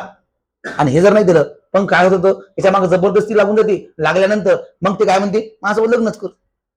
काऊन? हे हुशार राहते. हा हुशार असला हा अधिकार लागते. तिला माहित आहे. माहित आहे का? 6 सेन्स कोणाचं असतं? फक्त लेडीज. लेडीजजवळ 36 गुण नसते. किती गुण असते? 36,000. लोक 36 गुण म्हणते, मी किती म्हणतो? 36,000. तिला सगळंच कळते बरोबर आहे ना, सगळंच कळते. फक्त लक्षात घ्या, तिला जेव्हा वाटते जेव्हा लग्न करायचं ते लग्नही करते, तिला जेव्हा वाटलं प्रेम करायचं ते प्रेमही करते, आणि तिला वाटलं ब्रेकअप करायचं ब्रेकअपही करते, आणि तिला जर वाटलं फेसबुकला ब्लॉक करायचा, इन्स्टॉल करायचं ते ब्लॉकही करते, आणि तिला जर वाटलं अनब्लॉक करायचं ते अनब्लॉकही करते, फोन लावायचा तर फोनही लावते. हे लक्षात घ्या. परंतु हा येडा आहे ना, याला पुस्तकाला पाठवलं होतं ना, माहित आहे ना, हा काळा आहे ना पहिलेच. नयन काळे म्हणून म्हणलं, नयन त्याचे झाले काळे पहिलेच. म्हणून लक्षात घ्या की सगळ्यात महत्वाचं आहे हे नकार देता पाहिजे. मग याच्यामध्ये काय झालं, मुलगा आणि मुलगी दोन्ही जबाबदार आहे म्हणून सुप्रीम कोर्टाने नवीन निर्णय दिलेला आहे. तर भारतामध्ये स्त्रियांसाठी वेगळे कायदे, पुरुषांसाठी वेगळे कायदे आहे, म्हणून हे सगळे कायदे समान असावे म्हणून उत्तराखंड राज्यामध्ये लागू केलेले आहे. आणि संपूर्ण हळूहळू संपूर्ण भारतामध्ये लावण्यासाठी एक समिती आपण नेमलेली आहे. पुढे बघा, राम मंदिरावर ध्वजारोहण. बघा अयोध्यामध्ये राम मंदिर झालं तुम्हाला माहित आहे, आणि 25 नोव्हेंबरला अयोध्येच्या मंदिरावर काय झालं, धर्मध्वजाचं ध्वजारोहण करण्यात आलं. या ध्वजाची लांबी 22 फूट आहे. राम मंदिर पूर्ण काम व्हायचंच आहे, खालचंच काम झालं, आणखी वरचं काम चालू आहे. बरोबर, मी आताच पाहून आलो. बरोबर आहे. तर लक्षात घ्या, राम मंदिरचं आणखी पूर्ण काम व्हायचं आहे, कारण राम मंदिरासाठी भारतामध्ये एवढा मोठा अजेंडा चालू होता आणि सुप्रीम कोर्टाच्या डिसिजननुसार राम मंदिर झालं. कोणत्या पक्षामुळे राम मंदिर तयार झालेलं नाहीये, हा सुप्रीम कोर्टाचा आदेश होता, त्यामुळे राम मंदिर तयार झालेलं आहे. लक्षात घ्या. तर त्या ध्वजाची लांबी किती आहे, 22 फूट. त्रिकोणी भगव्या ध्वजा, तेजस्वी सूर्य, ओम आणि कोळीदार वृक्ष याचं प्रतीक आहे. रक्तचंदनाचा वृक्ष आहे बघा. शौर्य, देवी ऊर्जा आणि सांस्कृतिक सातत्य ही दर्शवतात. बघा, साधारणतः राम मंदिराचं भूमिपूजन 5 ऑगस्ट 2020 ला झालं होतं नरेंद्र मोदीच्या हस्ते, आणि 22 जानेवारीला आपण काय केलं, रामललाची मूर्ती म्हणजे रामाची मूर्तीची काय केली होती, स्थापना. आता बऱ्याच लोकांनी सांगितलं रामासोबत सीता पाहिजे, रामाची मूर्ती आहे बा, रामासोबत काय असली पाहिजे, सीता असली पाहिजे, लक्ष्मण असला पाहिजे. म्हणून लक्षात घ्या, त्या ठिकाणी काही प्रसंगानुसार हनुमानगडी एका बाजूने ठेवली आहे. अयोध्येमध्ये जर तुम्ही गेलात तर हनुमानगडी एका बाजूला आहे, रामाची मूर्ती एका बाजूला आहे. तर याला काही लोकांचा विरोध होता. बघा, तर साधारणतः अयोध्या उत्तर प्रदेशमध्ये रामाला मूर्तीचे शिल्पकार अरुण योगीराज. बघा, हे मूर्तीचे शिल्पकार तुम्हाला विचारू शकतात, अरुण योगीराज, कारण अलीकडेच राम सुतारला महाराष्ट्र भूषण पुरस्कार दिलेला आहे. पण आपल्याला असं वाटेल बा राम मंदिर यानेच तयार केलं का, नाही, तर अरुण योगीराज. लक्षात घ्या, रामाच्या ध्वजाचं अनावरण केलं नरेंद्र मोदी हस्ते. ते किती फूट आहे, 22 फूट. ते बघा, हे विचारते भगवा रंग कोणता आहे, भगवा आहे. कसा आहे ध्वज, त्रिकोणी आहे. कोणता आकार आहे, त्रिकोणी. त्यातनी काय आहे, सूर्य आहे, ओम आहे, सूर्य आहे, ओम आहे. लक्षात घ्या, असं समोर ओम आहे, त्याच्या मागे सूर्य आहे. बरोबर आहे. आणि वृक्ष आहे, कोळीदार वृक्ष म्हणजे रक्तचंदनाचं वृक्ष आहे. बघा, चक्रीवादळ दितवाहक. बघा, एक चक्रीवादळ बघा, हिंद महासागर खोऱ्यात मान्सून नंतर हे तिसरे चक्रीवादळ आहे. कंटिन्यू चक्रीवादळ होतात, विविध वारे होतात, याला नाव देतात. लक्षात घ्या, चक्रीवादळ चेन्नईपासून अंदाजे 700 किलोमीटर आग्नेयेस असलेल्या कोट्टोविल जवळ हे चक्रीवादळ झालं. तामिळनाडू, पुडुचेरी, दक्षिण आंध्र प्रदेशच्या किनारपट्टीवर भागात पोहोचण्याची ही अपेक्षा 30 नोव्हेंबर पर्यंत. बघा, आता वातावरण तुमचं कमी जास्त होतं. बघा, 2 दिवसापूर्वी थंडी झाली, काल थंडी परत सुरू झाली. हे आपल्यामुळे नाही आहे, हे जगातल्या संपूर्ण हवेचा दाब, हवेचा पट्टा, बरोबर आहे, या संदर्भाच्या सगळ्या गोष्टी आहेत. तर या प्रकारचा चक्रीवादळ कुठला, दितवाहक. बघा, साधारणतः वायव्येकडे सरकण्याची 30 नोव्हेंबर पर्यंत उत्तर तामिळनाडू, पुडुचेरी, दक्षिण आंध्र किनारपट्टीवर परिणाम करण्याची अपेक्षा आहे आणि ऑरेंज अलर्ट जारी केलेलं आहे. बघा, आतापर्यंत साधारणतः विविध जे काही भाग आहे, मुसळधार किंवा अतिमुसळधार पाऊस पडण्याची शक्यता आहे. कोणकोणत्या भागात, चित्तूर, त्यानंतर तिरुपती, अन्नमय्या, नेल्लोर, सत्यसाई, प्रकाशम या भागातली. बरोबर आहे. साधारणतः तुम्हाला एवढं विचारलं, चक्रीवादळ दितवाहक हे कोणत्या भागात आहे, तर आंध्र प्रदेशच्या साईडनं हा होणार चक्रीवादळ आहे. तर याचा परिणाम काय होणार आहे, भयावह होणार आहे. या प्रकारचा ऑरेंज अलर्ट दिलेलं आहे. पुढे बघा, ICC T20 वर्ल्ड कप होणार आहे आणि या ठिकाणी तुम्हाला माहित आहे भारत आणि श्रीलंका यजमान राष्ट्र आहे T20 2026 ला, आणि याचा ब्रँड अँबॅसिडर रोहित शर्मा याला करण्यात आलेला आहे. T20 वर्ल्ड कप 2026 साठी ब्रँड अँबॅसिडर अलीकडेच रोहित शर्मा याने टेस्ट आणि T20 मधून काय घेतले, निवृत्ती घेतली आहे. फक्त तो वन डे खेळत आहे. बरोबर आहे, वन डे म्हणजे 50 ओव्हरचा सामना. तर तुम्हाला 2026 ला T20 वर्ल्ड कपचे भारताचे ब्रँड अँबॅसिडर म्हणून ICC ना कोणाला घोषित केलेलं आहे, हिटमॅन रोहित शर्मा. भारतीय टीमचे कप्तान माजी त्यांना आपण केलेलं आहे. आता हे का बरं केलेलं आहे, का बरं करता बघा, T20 कुठे होणार आहे, श्रीलंका आणि भारत, 2 देशादरम्यान, म्हणजे 2 देश आयोजन करणारे, बाकीचे सर्व टीम येतील. आता ब्रँड अँबॅसिडर काऊन करतात, क्रिकेटचं महत्व वाढावं, त्यानंतर याचा क्रिकेटचा प्रचार आणि प्रचार करणे, यासाठी याला ब्रँड अँबॅसिडर केलेला आहे. T20 वर्ल्ड कप 2026 साठी भारताचं ICC न कोणत्या खेळाडूचे ब्रँड अँबॅसिडर केलेले आहे, तर रोहित शर्मा. आणि T20 वर्ल्ड कप कधी होणार आहे, 2026. बरोबर आहे. मागचा T20 वर्ल्ड कप कोणी जिंकलं, भारत. त्याचा कप्तान कोण होता, Rohit Sharma. T20 world cup Bharat किती वेळा जिंकला, 2 वेळा. T20 वर्ल्ड कपची सुरुवात कधीपासून, 2007 पासून. कधीपासून, 2007 पासून. त्यावेळेस कॅप्टन होता महेंद्रसिंग धोनी. तेव्हा महेंद्रसिंग धोनीचे केस मोठे होते. भारतानं हरवलं कोणाला, पाकिस्तानला. बरोबर आहे. तुम्हाला माहित आहे शेवटच्या ओव्हरमध्ये मिसबा उल हकनं कॅच दिली, श्रीसंतनं कॅच पकडली होती. जोगिंदर शर्मा नावाचा बॉलर होता, जो कधी परत दिसला नाही आपल्याला. बरोबर आहे. आणि तो वर्ल्ड कप भारतानं 2007 चा पहिल्यांदा जिंकला. बरोबर, जो दक्षिण आफ्रिकामध्ये झाला होता. 2007 पासून T20 वर्ल्ड कपला सुरुवात आहे. आता 2026 ला होत आहे. श्रीलंका आणि भारत संयुक्त विद्यमानं, आणि याचा ब्रँड अँबॅसिडर कोण आहे, Rohit Sharma. T20 world cup Bharat किती वेळा जिंकला, 2 वेळा. आणि 50 ओव्हरचं वर्ल्ड कप भारत किती वेळा जिंकला, 2 वेळा. 2 वेळा, फक्त 2 वेळा. 2011, 1983. महिलांचा 50 ओव्हरचा मॅचेस महिलांना किती वेळा जिंकला? 1 वेळा. कोणाला हरवून? कोणाला? साऊथ आफ्रिकेला. सेमीफायनलला ऑस्ट्रेलिया हरवला, साऊथ आफ्रिकेला. अंदाचा वर्ल्ड कप महिलांना T20चा पहिल्यांदा जिंकला. बरोबर आहे. हे सगळं तुम्हाला आजूबाजूचं सगळंच पॅरलल माहित असलं पाहिजे. एका वहीवर हे सगळं लिहून घ्यायचं. पुढं शेवटचा आपला करंट आहे आता. धर्मेंद्र सिंह देओल, सनी देओल, बॉबी देओल, ईशा देओल. सनी देओल आणि बॉबी देओल तुम्हाला माहित आहे हे पहिल्या पत्नीचे पोरं, आणि ईशा देओल म्हणजेच हेमा मालिनीची पोरगी. बरोबर आहे. तर लक्षात घ्या, Dharmendra Singh he man of Bollywood. बघा, he man of Bollywood. Dharmendra Singh Deol काळाच्या पडद्याआड गेलेले. अतिशय प्रसिद्ध पंजाब आणि हरियाणामध्ये याचं योगदान होतं. पंजाब, ब्रिटिश भारत. लक्षात घ्या, 1935 साधारणतः याचा जर तुम्ही बघितलं तर संपूर्ण 1935 ला यांचा जन्म आहे धर्मेंद्रचा. 1935 ला म्हणजे ब्रिटिश भारत त्यावेळेस होते, त्यावेळेस त्यांचा जन्म आहे 1935 चा. आणि अलीकडे त्यांचा काय झाला? मृत्यू झाला. पुढे बघा, प्रतिष्ठित भूमिका आणि करिअर मधील टप्पे. चित्रपट कारकीर्द बघा, 1960 मध्ये दिल भी तेरा हम भी तेरे इथे त्याने काय केलं? प्रधानपद. पण तुम्हाला माहिती आहे जे आणि वीरू हे त्यांची भूमिका महत्वाची होती. कुठला पिक्चर? शोले, रामगढ़ के शोले. बरोबर आहे. ठाकूर, गब्बर. बरोबर आहे ना. अतिशय सगळे डायलॉग. आजही बसंती फेमस आहे. बरोबर आहे ना. बसंतीचा डायलॉग तुम्ही जर आजही जर बघितलं तर फेमस आहे, कारण एवढ्या प्रकारची भूमिका त्यांनी केलेली आहे. त्यानंतर त्यांचे सुपरहिट चित्रपट. बरोबर आहे. शोले, अनुपमा, चुपके चुपके, धर्मवीर, राम बलराम, यादव की बारात, हकीकत, फूल और पत्थर. म्हणजे 300हून जास्त त्यांनी चित्रपट काढलेले आहे. तुम्ही बऱ्याच लोकांनी चित्रपट त्याचे बघितले आहे. बघा, बॉलिवूड मॅन हे धर्मेंद्र यांना ऍक्शनने भरलेल्या चित्रपटामधील भूमिकेसाठी दिलं होतं. पहिले माहिती आहे का चित्रपट कोणते चालायचे? फायटिंग वाले. पहिले लोक चित्रपट कोणते पाहिजे? फायटिंग वाले. कारण लोकांना माहित नव्हतं की हे काय बॉ ड्रामा आहे. आता लोकांना कळतं की नाही बॉ हे काही नाही, टाइमपास आहे बॉ. पहिले जर खेड्यापाड्यातल्या बाया टीव्हीवरती लोक रडायला लागले तर बाया रडायला लागायचे. आताही रडते काही. बरोबर आहे. तर इमोशन आहे ते. काय आहे? इमोशन आहे. पुढे बघा, वैयक्तिक जीवन बघा. चित्रपटात प्रवेश करण्यापूर्वी त्यांच्या 19व्या वर्षी साधारण 1954 मध्ये प्रकाश कौरशी लग्न झाले. आणि दुसरे लग्न हेमा मालिनी सोबत 1980 ला झाले. पहिल्या पत्नी प्रकाश कौर यांच्यापासून त्यांना झालेली मुलं सनी देओल, बॉबी देओल, विजेता देओल, गिल आणि अजिता देओल. बरोबर आहे. 1 2 3 4 ऍक्शन हिरो होता. दुसरी पत्नी हेमा मालिनी यांच्यापासून त्यांना झालेली मुले ईशा देओल आणि आहाना देओल. 2 ईशा देओल आणि आहाना, म्हणजे त्यांनी लेकर किती? 6.